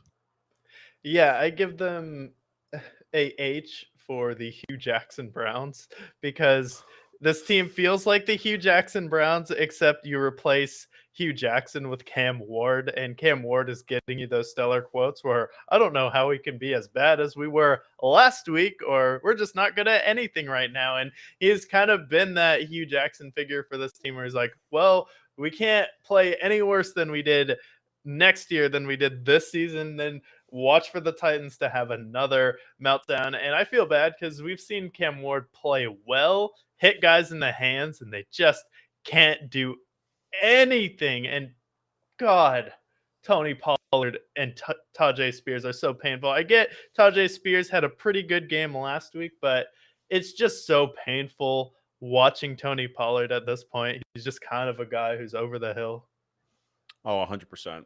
Titans, it's been rough, and I think they need a couple more years before they're actually contending again. But speaking of teams that are not contending or are currently in the mix, the Texans, they started off 0-3. They've won 3 of their last 4 games. This is a team that historically gets hot in the second half, and I think this is what we're going to see from them. They have the lowest points against in the NFL with a two-headed monster of Danielle Hunter and Will Anderson. So based on the early season, I'm going to give them a B, but I think by the end of the season, I see them entering that A tier. But I think we're going to start to see them rattle off some wins. I believe in the Texans, especially after what I saw last week. Yeah, I give them a B for best defense in the league. I am fine if a team starts out slow, especially when you're in a division this bad. You still have a chance to catch the Colts. Colts have a pretty rough schedule, but I do think they can still make the playoffs here, and they have one of the best defenses in the league. So I give them a B. All right. And then the Jags. This is the team. They started off 4-1. In the last 2 weeks, they lose to the Seahawks and get annihilated by the Rams. I don't believe in this team. I'm giving them an F for frauds. I feel like over the next few weeks, we're going to start to see them rattle off some more losses, especially when they face the Texans a second time, face the Chargers, and then face the Broncos later. I don't believe in them. I don't believe in Trevor Lawrence. Where is Brian Thomas Jr.? I haven't found them anywhere this season, so I'm going to give them an F for frauds. Yeah, I've never quite seen a NFL team embody the personality of Barney Fife, but here we are, the Jacksonville Jaguars. So I give them a D minus minus. Can't quite give them an F because you've had some spots where you've played well and it's been entertaining, but the I don't know, personality I pinned on them as just kind of being a frantic team has kind of just continued ever since this show pinned them on that. So we will see with the Jacksonville Jaguars if they continue.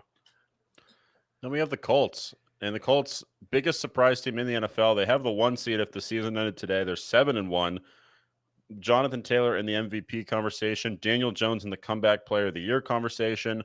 I don't think I can give them anything other than an A+ for what we expected out of them. I think we had them going 6-11.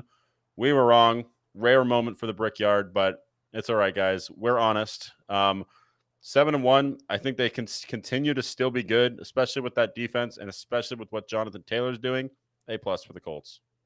Yeah, I give the Colts a A+ as well, and I'm not gonna really run us into the mud because we had them going 6-11, and Pat McAfee, who is the Colts super fan, he's probably the number one voice for the Indianapolis Colts in mainstream media, essentially said that the Colts felt like they were giving up by starting Daniel Jones. And if that's what he was saying, like, all right, sure, we missed on that one, but I think we get a pass if that's what Pat was saying about the Colts coming into the year. Oh, 100%. I mean, who thought Daniel Jones, a guy that was outcasted in New York, goes to Minnesota? You don't really expect much from him. They signed him to a prove-it deal. Did anybody expect to see the Daniel Jones we've seen? No. So very big surprise here, but they deserve the credit for being 7-1 to this point and beating good teams too. They have a good amount of wins here that are impressive, so they're an A+ for us. Let's talk about the AFC West, probably the best division in the AFC. We'll get the Raiders out of the way at 2-5. I get them an O for old. Old.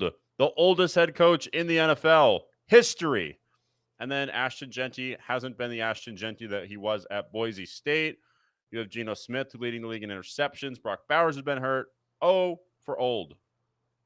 Yeah, give him an F for fire everyone. How about that? Even Brady. Brady can be fired too. And then the Chiefs. I mean, they started off a little bit slow. They were 2-3. They've won 3 straight games. They are the number 1 team according to the Brickyard. And maybe they're third in the division now, but I don't suspect that to stay that way. They are probably the best team in the NFL. So I'm going to still give them an A-, even though their season started off a little slow. Yeah, it's not probably they are the best team in the NFL right now. And we put them at number 1 for a reason. I give them an A+ just because we've never seen the Kansas City Chiefs look this good in the regular season since they had Tyreek Hill on that team. So that's definitely saying something because it's been a solid 4 years where we've seen them come out and dominate like this. Patrick Mahomes looks like he's re-energized, and this team kind of feels like it did watching the Patriots, where you start out a little bit slow in September, everyone panics, and then if you're a team or a fan rooting for a team going up against the Chiefs, it's like just watching a dissection of all of your weaknesses. Oh, yeah, 100%. Chiefs, best team in the NFL. They get that A- there. And then the Chargers. The Chargers have been somewhat of a mixed bag this year. Their defense has played well, but talk about a team that has the injury bug. Between Amari and Hampton finally getting going, he gets hurt. Lad McConkey's been banged up. Their entire offensive line has been disintegrated. So they had a bit of a tough stretch, a convincing win against the Vikings, but they are at 5-3. Justin Herbert has played well for them. I'm going to stick to my B rating for them. I think they can start. I think they'll still be in that playoff mix when the season's over, but their injuries do concern me. I don't know if they're going to go very far. They might be a first-round exit, but I think a B rating is fair for the Chargers. Yeah, I'll give them a B+. I think they've actually exceeded expectations, especially with all of the injuries that they've had, sustaining multiple key injuries to your offensive line. Then you come out Thursday Night Football, are really able to dominate the Colts. Now you get a little bit of a mini bye, and I think this is the best Justin Herbert we've seen. I think this year he's taken a real step forward as far as just seeing the field, and he seems really comfortable now in year 2 with Jim Harbaugh. So I actually give them a B+. They passed my expectations. All right. And then the Broncos. They are 6-2 in the driver's seat of that division. Their 2 losses was a wonky last-minute field goal by the Colts and then a close game against the Chargers. So overall, I got to give the Broncos an A for what I've seen from them. We had high expectations for them, higher than most NFL pundits here. So got to give them an A. Their defense has been great. Bo Nix in the fourth quarter has been electric this season. So I'm going to give an A for the Broncos. Yeah, and I will give the Broncos an A as well. They've been one of the best team as far as when it comes to rushing efficiency. And then in the fourth quarter, Bo Nix has just come alive and has started to dominate. And then that game versus the Cowboys, we really saw Bo Nix look comfortable, have multiple touchdown passes. And then Sean Payton, if anyone is going to go up against Andy Reid and compete against him, it'll be Sean Payton. And then, especially now seeing the pairing of J.K. Dobbins and then R.J. Harvey, I mean, this team is going to be pretty electric as far as when the season keeps going on. So I give the Broncos a as well. All right. And then AFC North, probably the most cursed division in the AFC. Let's get the Browns out of the way. Low expectations from them, but a lot of confusing choices, whether it's trading Joe Flacco to an in-division team, starting Dylan Gabriel over Shador. Maybe that has to do with where he was drafted, but nonetheless, very confusing team for them. Their defense, they still have Myles Garrett, but just completely confusing team. I give them a C for confusing. I don't expect them to be very good, but I don't understand a lot of what they've done so far this year. Yeah, I give them just a, I don't know, a nothing. Somehow NA. I give them just an N for nothing because this team is just one of the teams that has had the best defense, best total defense so far with Jim Schwartz coaching his ass off, and then they haven't been able to do anything with it on offense. You beat the Packers in a game with Joe Flacco, but for some reason they have disappointed any expectations that I had for them coming into this year. And when you're the Browns and you're still not meeting expectations, that's a problem. So they just don't get a grade.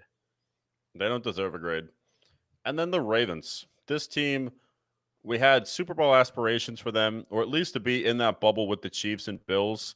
And they blow a huge lead against the Bills in the first game of the season. Then they have some tough games against the Lions and the Chiefs. Got blown out by the Texans, lose to the Rams. Lamar's been hurt. Derrick Henry hasn't been quite the Derrick Henry we know and love. Very disappointing season for them. I'm giving them a D. Maybe now with Lamar coming back, they can start to string some wins together, but they have to string together wins quickly, or we're missing out on the playoffs for the Ravens at this point, especially with some of the teams we've already covered and what they've been able to do. So Ravens get a D. They've been disappointing. Yeah, just give them a W waiting for Lamar. And, we saw what Snoop Huntley was able to do versus the Browns. But I do think when Lamar comes back, they'll be able to still make a push for the playoffs because, as bad as the Ravens have been, I mean, the Steelers could very well fall apart at the end of the year.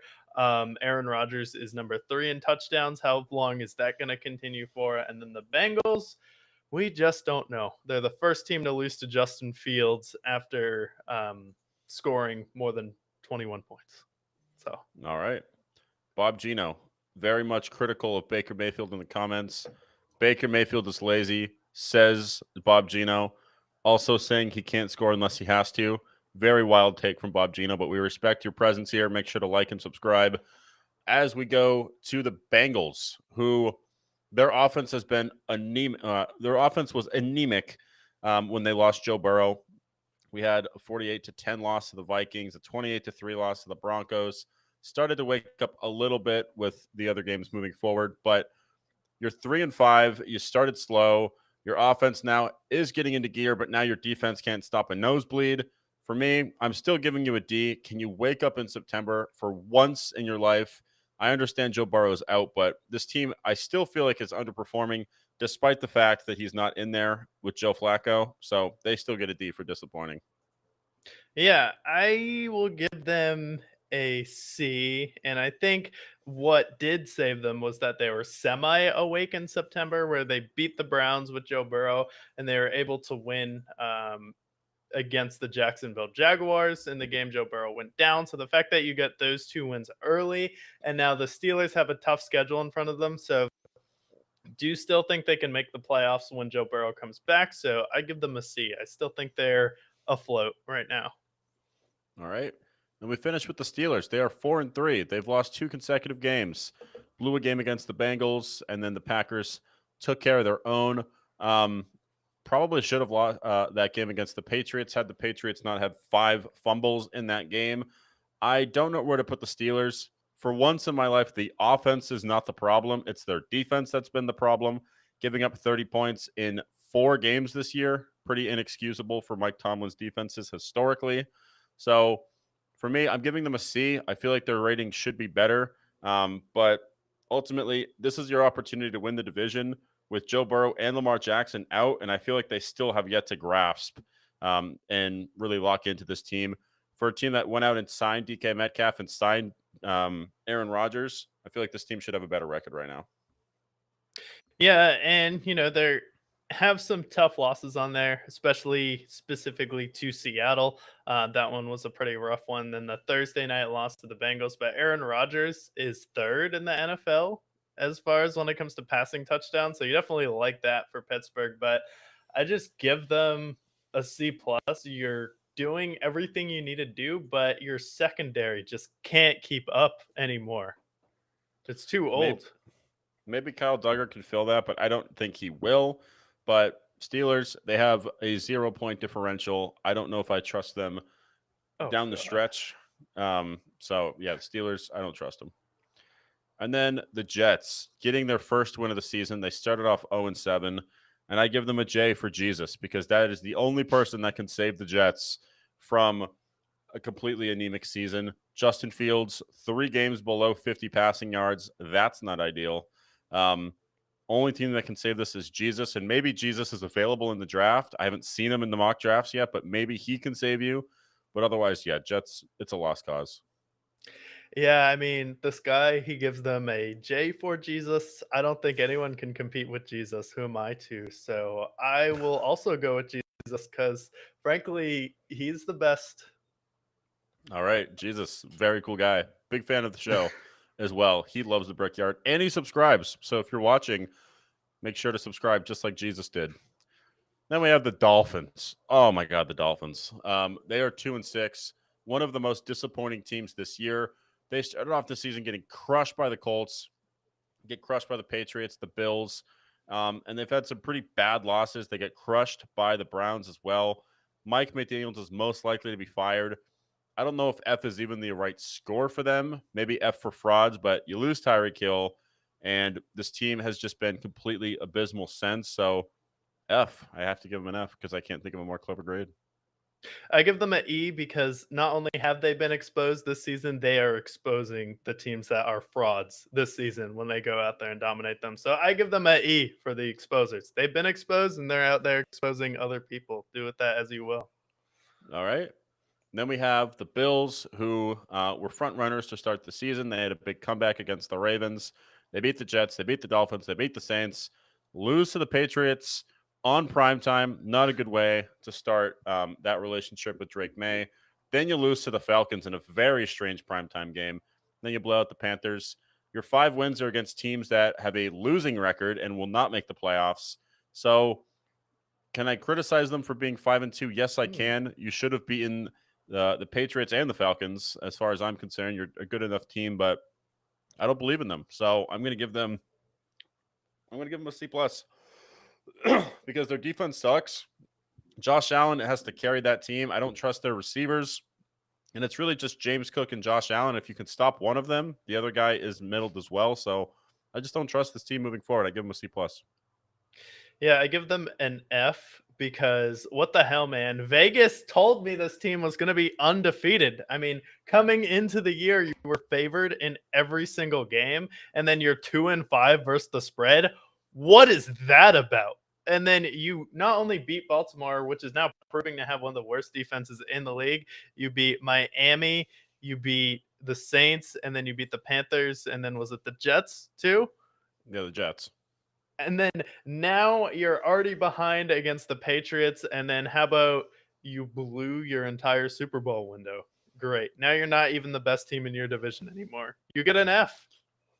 Yeah, you've lost your window. So that leads us to the last team to cover, the Patriots. Talk about a team that was 4-13 last year.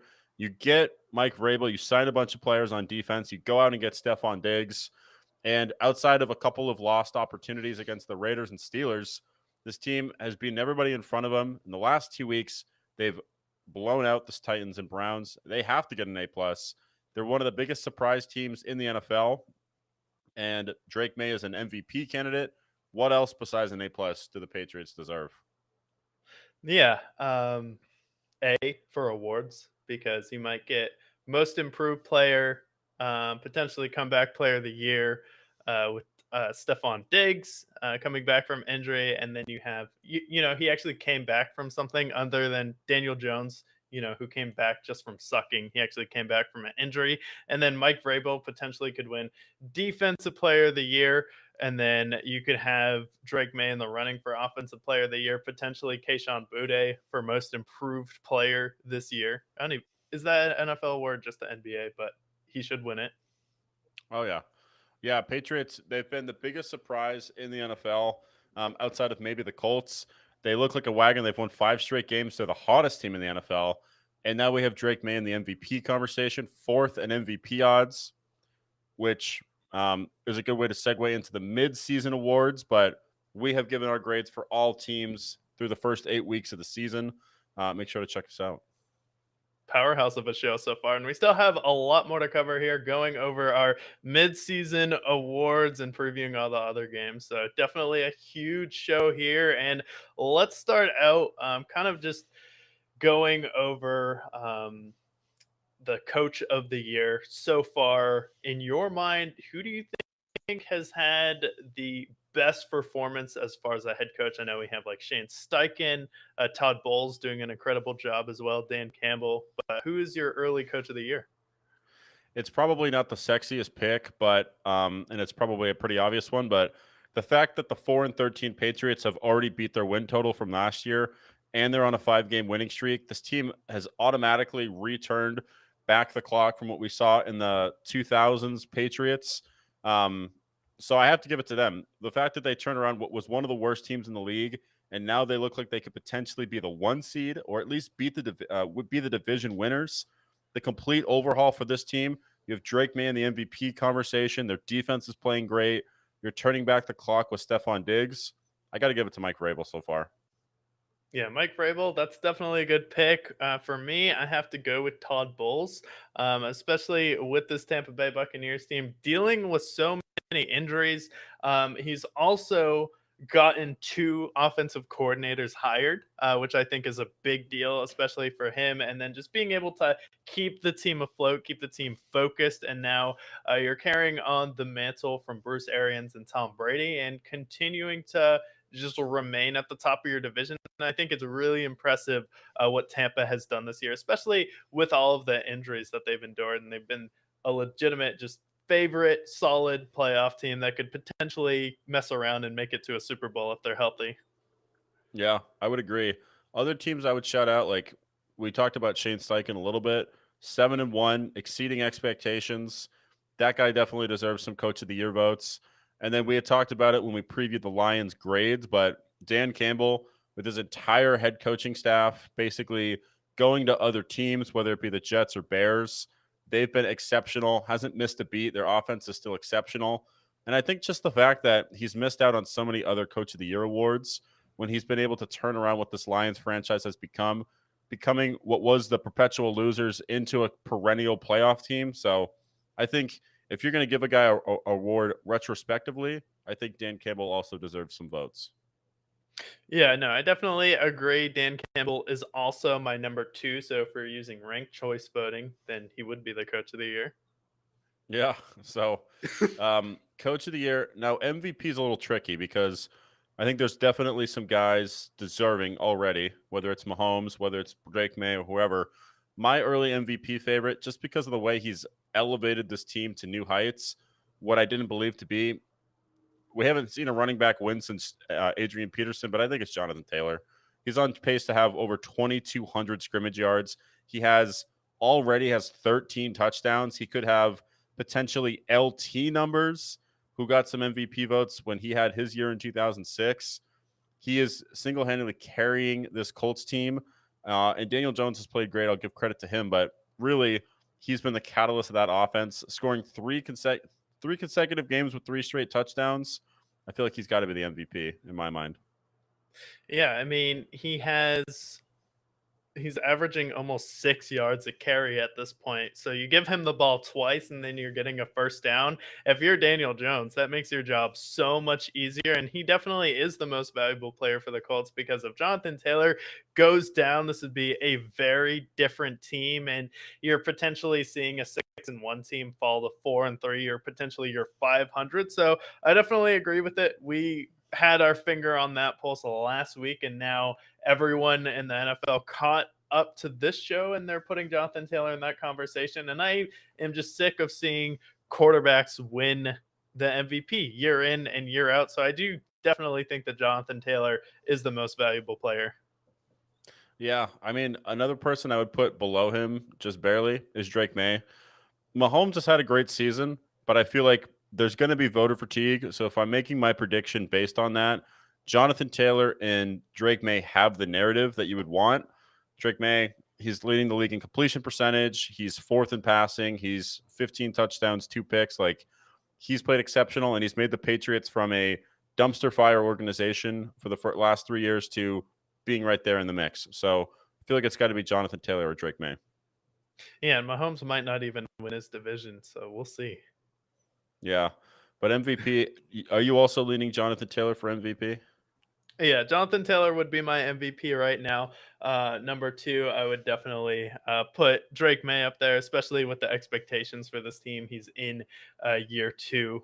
So those would be my two. All right. And then defensive player of the year. Um, I feel right now the betting on favorites is Micah Parsons, and I feel like he'll probably get it just for the narrative alone. But if I'm going to give my defensive player of the year, for the sake that the Lions, with all the struggles that they've had defensively over the past few years, Aiden Hutchinson was due for the defensive player of the year last year, and now he's leading this Lions team who has allowed the fourth fewest passing yards and fourth fewest rushing yards in this game. They have a top 10 defense right now, and he's the catalyst of that defense. I'm giving my defensive player of the year to Aiden Hutchinson. Yeah, Aiden Hutchinson, definitely a good choice. But for me right now, gonna go with the team at the top of their division in the West. How about Nick Bonito with 9 sacks right now? And I think the two players above him, you have Miles Garrett and Brian Burns. But Brian Burns dealing with the injury right now, and then Miles Garrett. Can you win Defensive Player of the Year if your team finishes with 4 wins? I don't really think so. So I think Nick Bonito, if you're going to give the Broncos an award just for being potentially 12-5 or 13-4, I think he's going to be someone who gets a shout out. Yeah. And then offensive player of the year to end it out. We'll see if you want to cover rookies, but offensive player of the year, I feel like if you're going to give Jonathan Taylor the MVP, he's probably a shoo-in for offensive player of the year. But another guy I would shout out, just because even though he might have missed a game, he's banged up a little bit, but Puka Nacua, for what he's on track to be, he could potentially have 2,000 yards. But the way that Matthew Stafford's been feeding him, he's another guy that I can see as a potential offensive player of the year candidate. Yeah, him, and then also just for the narrative as well, especially losing a big wide receiver. How about Jackson Smith and Jigba leading the league right now as far as receiving yards, and then him and Sam Darnold just hooking up, and they have like 2 or 3 big plays each game. So been really impressed just to see him take that next step, and it's great to see a wide receiver who not a lot of people knew about. They kind of heard his name, like, oh, Smith and Jigba. I know that guy in fantasy, I guess. And then this year's like, whoa, okay, that's the guy. So really happy to see him take over in Seattle. Yeah, he's been exceptional. You said he's leading the league in receiving yards. He's been Yep. exceptional. That's part of the reason why the Seahawks have been as good as they are. He's deserving. It would be strange to see Jonathan Taylor not win it because I don't imagine he's going to win MVP, sadly. But I think those three guys are the three-headed monster for offensive player of the year so far. Yeah, and then you'd have to look at someone like Jamar Chase as well if Joe Flacco's going to keep feeding him. If he's going to get 20 targets a game, he could very well be offensive player of the year. He might end up with 170 catches at this point. So, and then rookies, early rookie shout outs for me. I think Mbuka should probably win offensive rookie of the year. Jackson Dart, he's a good story, but I feel like Mbuka has been a better receiver than Jackson Dart has been a quarterback. The storyline is fun with them, but Mbuka, he stepped in and been a top 20 receiver in the league so far, where Jackson Dart, he's been fun, but I don't know if he's necessarily offensive rookie of the year quite yet, especially with the stats. Yeah, I'd say Emeka Ibuka. Also, shout out Bo Nix because I feel like for a guy who spent 7 years in college, why don't we say that by the time he reaches year 3, that's when he finished his rookie season in college years? Yeah. Yeah, I like it there. And then defensive rookie of the year, I'll probably give it to Abdul Carter. That Giants defense has been exceptional with him, Brian Burns, and Bobby Okereke. So he would be my defensive rookie of the year so far. Yeah, I like Brian Burns a lot, especially with Carlos Dunlap, and he's really been able to elevate that defense for them that already had great players. So I go Dunlap as well. All right. And that is our mid-season awards. So we've been covered for the grades. We've recapped week 8. We're past the first half of the season. We now enter week 9. So I'm going to get the standings and games ahead of us for Thursday night football. We start out here, Ravens and Dolphins, and Ravens have the return of none other than Mr. Lamar Jackson, primetime himself, and they are favored at 7.5 on the road in Miami. The return of Lamar Jackson means I will be taking the Ravens to get the win against the Dolphins.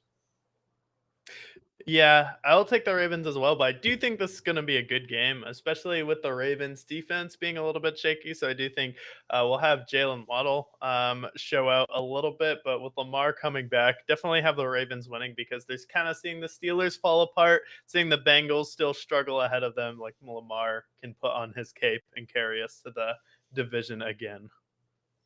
All right. And then no London games. Thank God. But 1 o'clock slate, we have Vikings and Lions. Lions are favored at 8.5. Quarterback scenario for the Vikings, uncertain for this. Not the sexiest pick, but Lions, 8.5. Without a quarterback for the Vikings, this is an obvious pick for me. Yeah, it's definitely an obvious pick. And the Lions are coming off a bye. They've had a week of rest right now, and they're really going to start to amp it up. So give me the Lions as well. Not too much else to say about the Vikings, unfortunately. And there's not a lot to say about the next team either. We have Patriots and Falcons. Patriots have the 5-game winning streak. They were favored at 6.5 in Foxborough. The Falcons, after what I saw against the Dolphins, I don't trust them. Patriots are riding high, and you also have that 28-3 in your mind. I understand it's a totally different team, but I just feel like that's something that never leaves a franchise. Patriots, I pick the Patriots. Yeah, and Drake May has a list and he's starting to check off names. Now we're going to get another head to head matchup of that draft last year comparing Michael Penix and Drake May. So give you the Patriots as well. I believe this is in Gillette in Atlanta. In Gillette in November. It's starting to get pretty cold right now. The Atlanta Falcons, believe it or not, don't strike me as a team that's going to thrive in the cold, especially with Michael Penix with what he did in a dome versus Miami, who has one of the worst defenses in the league. Yeah, and it's going to be a little bit nippy. It's predicting to be 54, but if I know New England, it will be colder. And then we go to Bengals and Bears. I don't believe in the Bears anymore. Why would I? They're frauds. Bengals are no better, but Bears are favored at 2.5 on the road. This is in Cincinnati. And I just trust the Bengals offense to be able to outpace the Bears. Bears offense, even against bad defenses, hasn't really laid the groundwork for me to be optimistic for them. I will take Joe Flacco, 20 targets to Jamar Chase, and getting the win. Yeah, I mean, two of the villains from Small Soldiers are going to be coaching against each other, and Zach Taylor and Ben Johnson. So we'll get to see the most confused looking coach on the sideline in Zach Taylor, and then the angriest looking coach on the sideline in Ben Johnson. But I think the Bengals are at a point right now where you're coming off a humiliating loss versus the Jets, and the Bears are starting to slide a little bit. So have to go with the Bengals just to keep pace with the Steelers. All right. And then this game to me, gambling wise, feels like a trap. Packers and Panthers. Packers are favored at 12.5 in Green Bay. Ooh. These spreads this year have been very suspicious to me. We saw a similar spread with them against the Browns. Although I think the Packers win this game, that spread of 12.5, money very heavily on the Packers.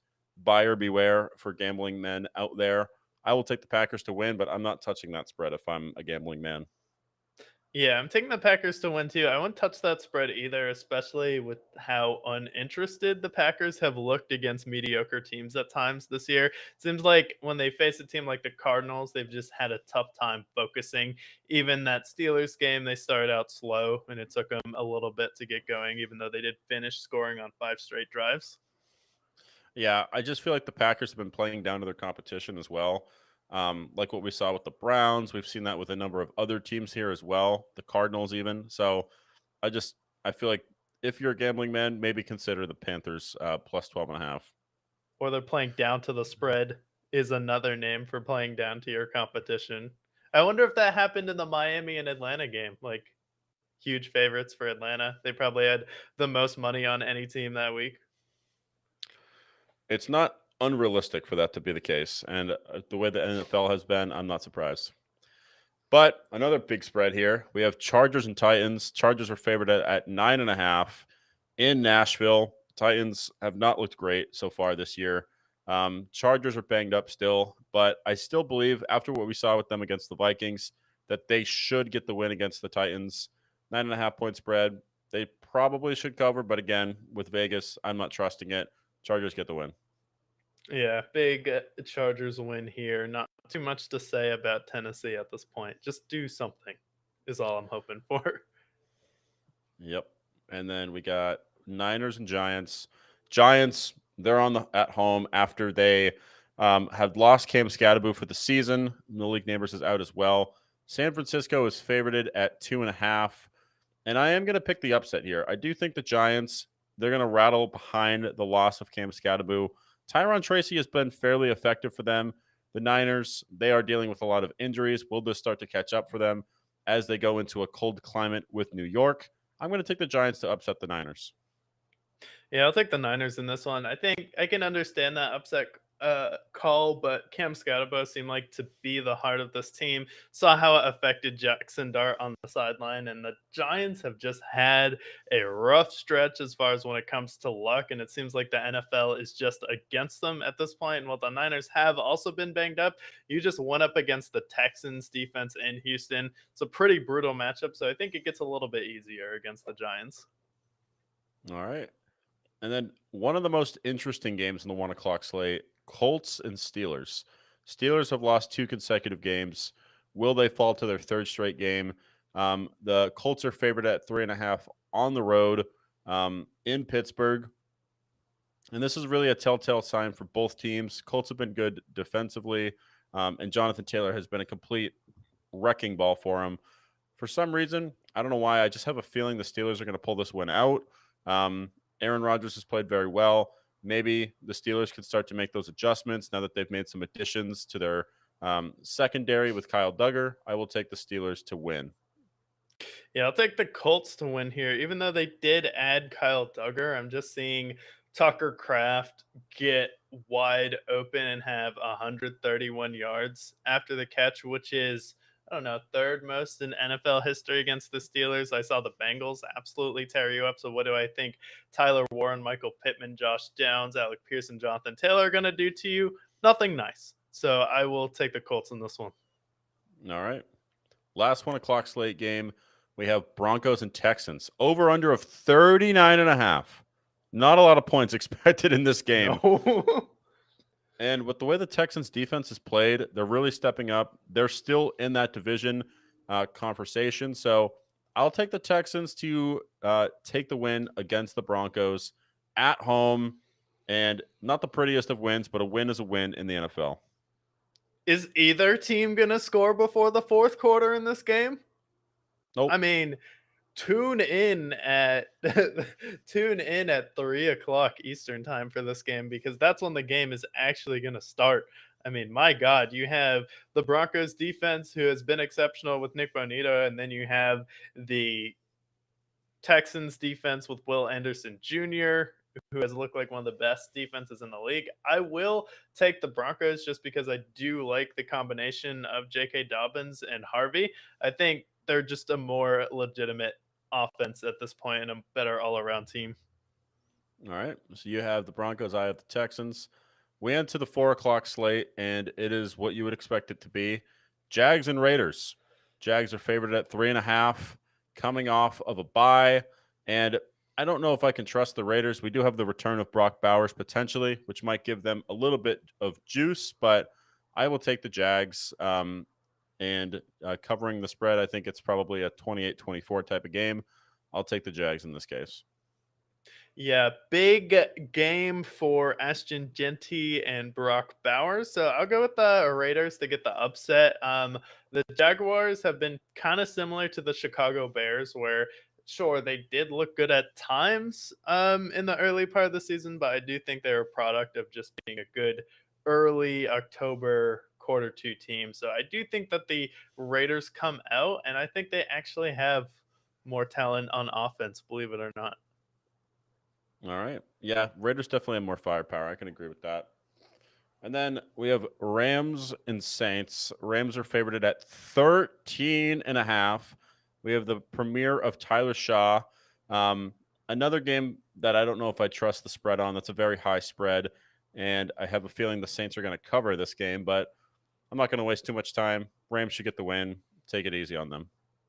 Yeah, Rams win. Saints are Spencer rattled at this point. All right. And then what should be the primetime game, but it is not, Chiefs and Bills, which is one of the biggest matchups of the year. Chiefs are favored at 1.5 in Orchard Park. Regular season historically goes to the Bills. However, with what I've seen from the Chiefs this season, I'm going to take the Chiefs to win this game. Buffalo has not impressed me, even after their 40-9 win against the Panthers. Give me the Chiefs. Yeah, and it is America's Game of the Week on at 4 o'clock, which means we'll have Tony Romo like, well, Jim, when James Cook runs like that, Josh Allen's already pretty good, so this team's gonna be, pretty hard to stop Jim at the end of it. And Patrick Mahomes, I like that guy. He's pretty good. Even though for some reason Tony Romo glazes Josh Allen more than he does Patrick Mahomes, but if you're watching this game, definitely watch it with the sound off. And I agree with you. I think the Chiefs are going to win this game. I think this team has a different edge this regular season. They're starting to step on people, which we really haven't seen them do in a while. And I think Patrick Mahomes is on a mission to win MVP. He should be, other than Jonathan Taylor, right up there with Drake May. He has the best numbers so far this year. He has the most touchdowns thrown. He just needs to catch up in yards, but I do think the Chiefs take it. All right. And then the 4 o'clock, the primetime game for Sunday night is Commanders and Seahawks. Will we see Jaden Daniels? We don't know, but we were promised to see. Yeah, that's my reaction too. JSN, we have Kenneth Walker, Sam Darnold against potentially Marcus Mariota. Seahawks are favored at 2.5. I will take the Seahawks. I don't know the That's status it. of 2.5. Yeah, it's a 2.5 point spread. Maybe we see Jaden Daniels and maybe that helps, but I don't know. The Seahawks, I just feel like they should be able to run away with this and probably seal the fate for the Commanders this year with their injuries. Yeah, no, I definitely have Seattle in this one. I think 2.5 is definitely not enough there. And I think like Seattle, they've beaten a lot of good teams. They slapped around the Texans, who have looked like a pretty good NFL team, especially looking at last week with what they did to the 49ers here. And they've just been overall a more impressive team. And the Commanders just not being able to get anything done and then letting Travis Kelce at seemingly 50 years old run wide open. I mean, at this point, who is letting Travis Kelce run wide open? What do you think is going to happen with Jackson Smith and Jigba? Yeah, I see a big game for JSN, potentially a big game for Mr. Kenneth Walker as well. So we get that. And then Monday night, Cardinals and Cowboys. Cowboys are favored at 2.5. And I, knowing history very well, the Cardinals have won 6 of the last 7 games. If the Cardinals can beat anybody, it's the Cowboys. Based on the history that I see here, I'm actually picking the Cardinals to upset the Cowboys in a very high-scoring game, over under a 54.5. Absolutely absurd. They expect a high-scoring game, and I would agree with Vegas here. Give me the Cardinals with the upset, breaking their 5-game winning streak and giving the city of Phoenix some hope. Yeah, I get they have done that, but I don't think the Cowboys are this bad, right? Because they've lost to the Broncos. They only scored 24 points. I do think that every other week they're due for an offensive explosion. And granted, they did lose to the Panthers, but just barely. And, the Panthers just barely beat the Cardinals. So with that math, it means the Cowboys should win, right? They should, but again, the Cardinals, I mean, in those times, this is over the last 20 years, they are 6-1, and these are not good Cardinals teams. Like, yes, they faced them in 08 when they made the Super Bowl, but other than that, every other time the Cardinals have faced them, they've sucked. And I just think history on their side, Cardinals have this weird thing for the Cowboys. They get up for them for some reason. So I'm taking the Cardinals in the upset, breaking their 5-game losing streak. Yeah, I think the Cardinals just do it because there's more Cowboys fans usually in attendance than Cardinals fans, so it's kind of just like sticking it to their home team. Pretty much. But this will be in Arlington. So we won't see any Cardinals fans in attendance, but maybe we see a win for the Cardinals on primetime. And then Browns, Jets, Eagles, and Bucks take the week off.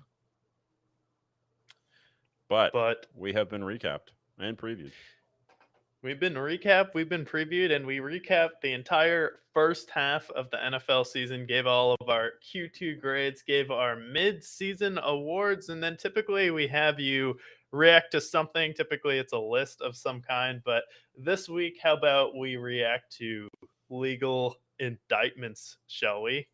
A little bit Sure. a lot in order going on because we have Damon Jones, Terry Rozier, and then we also have Chauncey Billups indicted related to gambling. And then Terry Rozier is the one that's more relevant to NBA gambling. So just going to briefly go over kind of what is going on with Terry Rozier here, have some brief bullet points. So essentially, the NBA got some early warning signs that were present, monitoring the U.S. integrity flagged betting activity on Rozier's props, and the NBA was alerted. Yet the NBA's initial conclusion was that no violation had occurred, and that raises questions about the standard of investigation when it comes to probing as needed. The gap between the flagging was March of 2023 after the federal indictment in October 2025 is significant, suggesting the league may have not prepared for or are responsive to this type of leveraged insider betting type of information. The NBA's rules prohibit players from providing non public information for gambling for advantage, but the league apparently found no breach in their own process. So this raises a lot of red flags. And can we all give our apology forms to Michael Porter? Because everyone was freaking out about Michael Porter, but I was like, no, no, no. Michael Porter is based. He is talking about NBA players gambling. And then what happens? The cross eyed FBI director comes down on you and indicts Terry Rozier. And now we have him getting flagged. And then the NBA was just kind of middling along, like, oh, we didn't find anything wrong with it. And then you have the US government and the FBI now coming in to indict Terry Rozier for gambling. Like, what does this exactly mean just for the NBA? And can you remember like a league getting in this much hot water this early? And could this potentially be the end of Adam Silver, who has to now appear in front of, I believe, Congress or the Senate? Yeah. This is one of those things where I'm watching sports and I'm gambling on sports, right? And if I'm seeing that Terry Rozier has these allegations, we've seen other brushes with it with like the Michael Porters, Chauncey Billups, and everybody else. But I also look back to 20 years ago when we had a ref actually bet against the Kings in the 2002 conference championship game. This league has been filled with corruption and filled with having the mafia and having Vegas on their side in their back pockets. And I mean, especially with now we have, DraftKings sponsorships and FanDuel sponsorships, even more in conjunction with sports more than ever. This is a massive red flag. And if I'm a gambling man and if I'm a regular consumer of the NBA, this drives me absolutely insane and potentially alienates me from watching the NBA, knowing that there's potential rigging going on, whether it's with player prop bets or whether it's with spreads, money lines, whatever it might be. This is very bad for the NBA. Just in time when the NFL has their own issues, MLB is ascending again into the mainstream again. But this is just completely disgusting. And for me, like this loses integrity for the NBA if they are found to be caught up in this. Yeah, especially it was more of just the NBA's lack of initiative on this, where they could have avoided it, where you had legitimate warning signs with Terry Rozier. And remember when he was injured and out for the year, it's just the NBA saying, hey, take a seat on the bench, you clown. And then you have all the clips come out of Terry Rozier throwing games. And it's just like a lesson of, you make all of this money and you still feel the need to just give player insider information just for some extra cash on the side. I mean, he's someone who's made over $100 million in his NBA career. And then now it's just a question with the NBA. It's like, what exactly are you guys doing about this? And how does this change sports gambling when you're essentially now admitting like there's a lot of insider trading that goes on in the stock market as well. So it's just one of those things where this is just going to happen. But a lot of people already think the NBA is rigged. And now people are like, okay, the NBA is definitely rigged because it is the easiest sport to rig because two quick fouls and you can put a player on the bench. Allen Iverson was targeted by refs in his career. You had people like calling out the refs, like, yeah, I know about your emails you guys received. So this is already a league that most people were kind of giving up on and thought were rigged, but now you have this massive scandal going on. Like, is this bigger than what had happened before? It's bigger because it looks like it could be a heck of a lot messier if they have the government going in on this. We have him going in front of Congress, something that we didn't see with Tim Donahue. Tim Donahue was one ref, and maybe there was more refs involved, but this is potentially a giant league operation tipping out insider information. So the NBA already has its lack of integrity in a lot of other places because we've seen gambling occur in the past with them and they've been cut up, but these are typically one-off scenarios. But the fact that we have Terry Rozier, Chauncey Billups, and Damian Jones all in the mix at the same time, I don't know whether they're connected or not, but this is bad for the NBA. Just in time, as I mentioned, like we have hockey coming back into fruition. MLB World Series ratings are up 50% from last year. This is a bad thing for an NBA team. And the NBA at one point was challenging the NFL to some extent. And now with this could be a massive blow to the league. Yeah, and then you have that, and it's kind of a, you know, you just overwhelm the news with information. And a lot of people are tying Chauncey Billups to this, but what Chauncey Billups is involved in is a little bit different here. I'm not sure if he's exactly involved in rigging NBA games, but Chauncey Billups has been indicted and he's been involved in a case where 31 people, including members and associates of organized crime families, professional gamblers, and sports figures like Billups, were indicted. What happened? Federal prosecutors allege these groups ran an illegal high stakes poker game. These games were supposedly rigged or manipulated, meaning players either cheated or their bets unfairly influenced. Billups' alleged role in this, according to the indictment, is Billups, the former player Damon Jones, was used to attract wealthy bettors to the games. He's not accused of organizing or rigging the games. The claim is that his fame drew attention and participants. So he's essentially arranging illegal poker games. And there were accusations that there were marked cards with invisible ink, and then there were glasses that could see it. So you could essentially see the cards on there. But like what he's involved in is something totally different, where it's the mafia just running high stakes poker games with celebrities that were pretty much fixed or rigged. So it's not related to what Terry Rozier was doing. He's just doing something totally different as an NBA head coach. I mean, you're on the Portland Trailblazers, and then your head coach is told to take a leave of absence and is getting indicted for organizing poker games. Like, really? Yeah, my immediate thought is if he's tipping off people and he's playing these high leverage poker games, this is a guy that's probably in a lot of debt to the mafia potentially, where this could get really dicey for Chauncey Billups.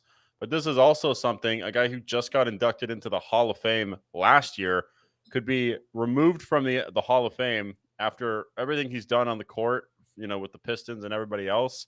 Like this for me, this is entirely different from what Terry Rozier is doing, but really bad time along with what Terry Rozier is doing to have Chauncey Billups caught up with the mafia.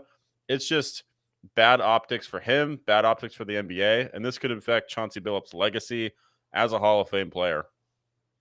Yeah, and he's someone who's making money, like pretty decent salary with the Portland Trailblazers here. And he wasn't necessarily organizing games, but he's just helping them get high profile people to participate in them.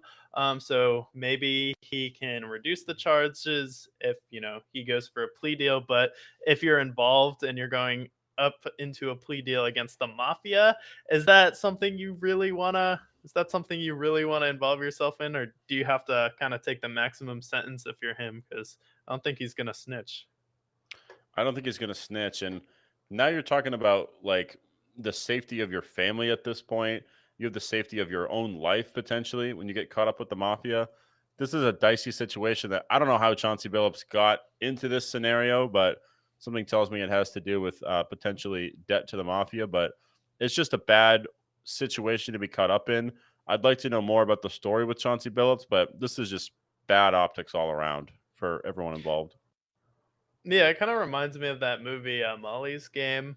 Did you ever watch that? It's about the skier who gets injured, and then she's like doing an illegal poker game. It's actually based on a true story. Has Kendall Roy, the guy who plays Kendall Roy in Succession, in it. Michael Cera's in it as well.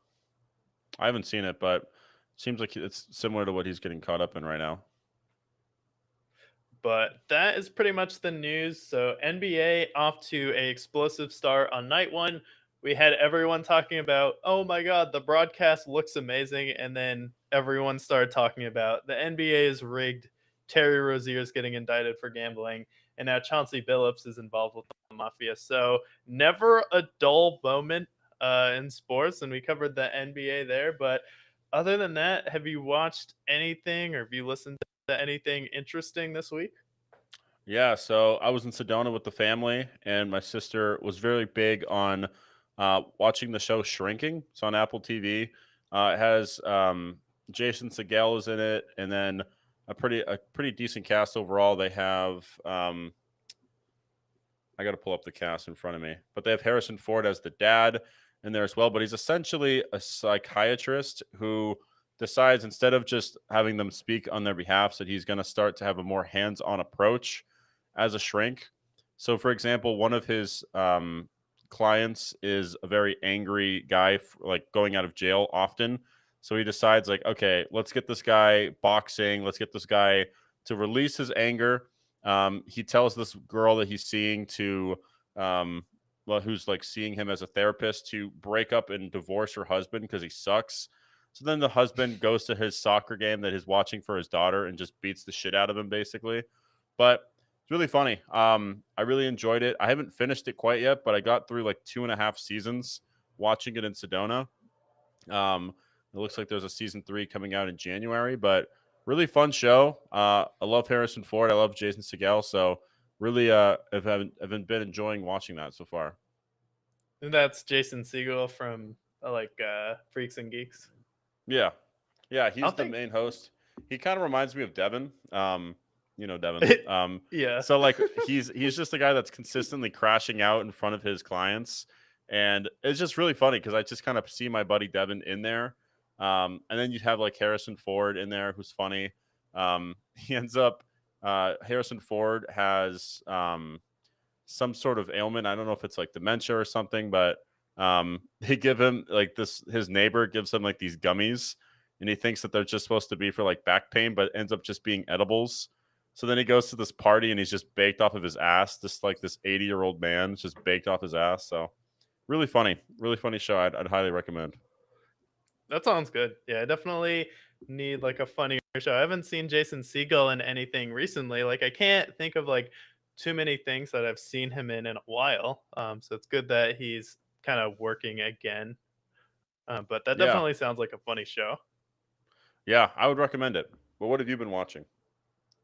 Yeah, so you watched a funny show. I watched probably the one of the darkest shows I've seen. I watched The Devil in Disguise. It is a mini series on Peacock about John Wayne Gacy.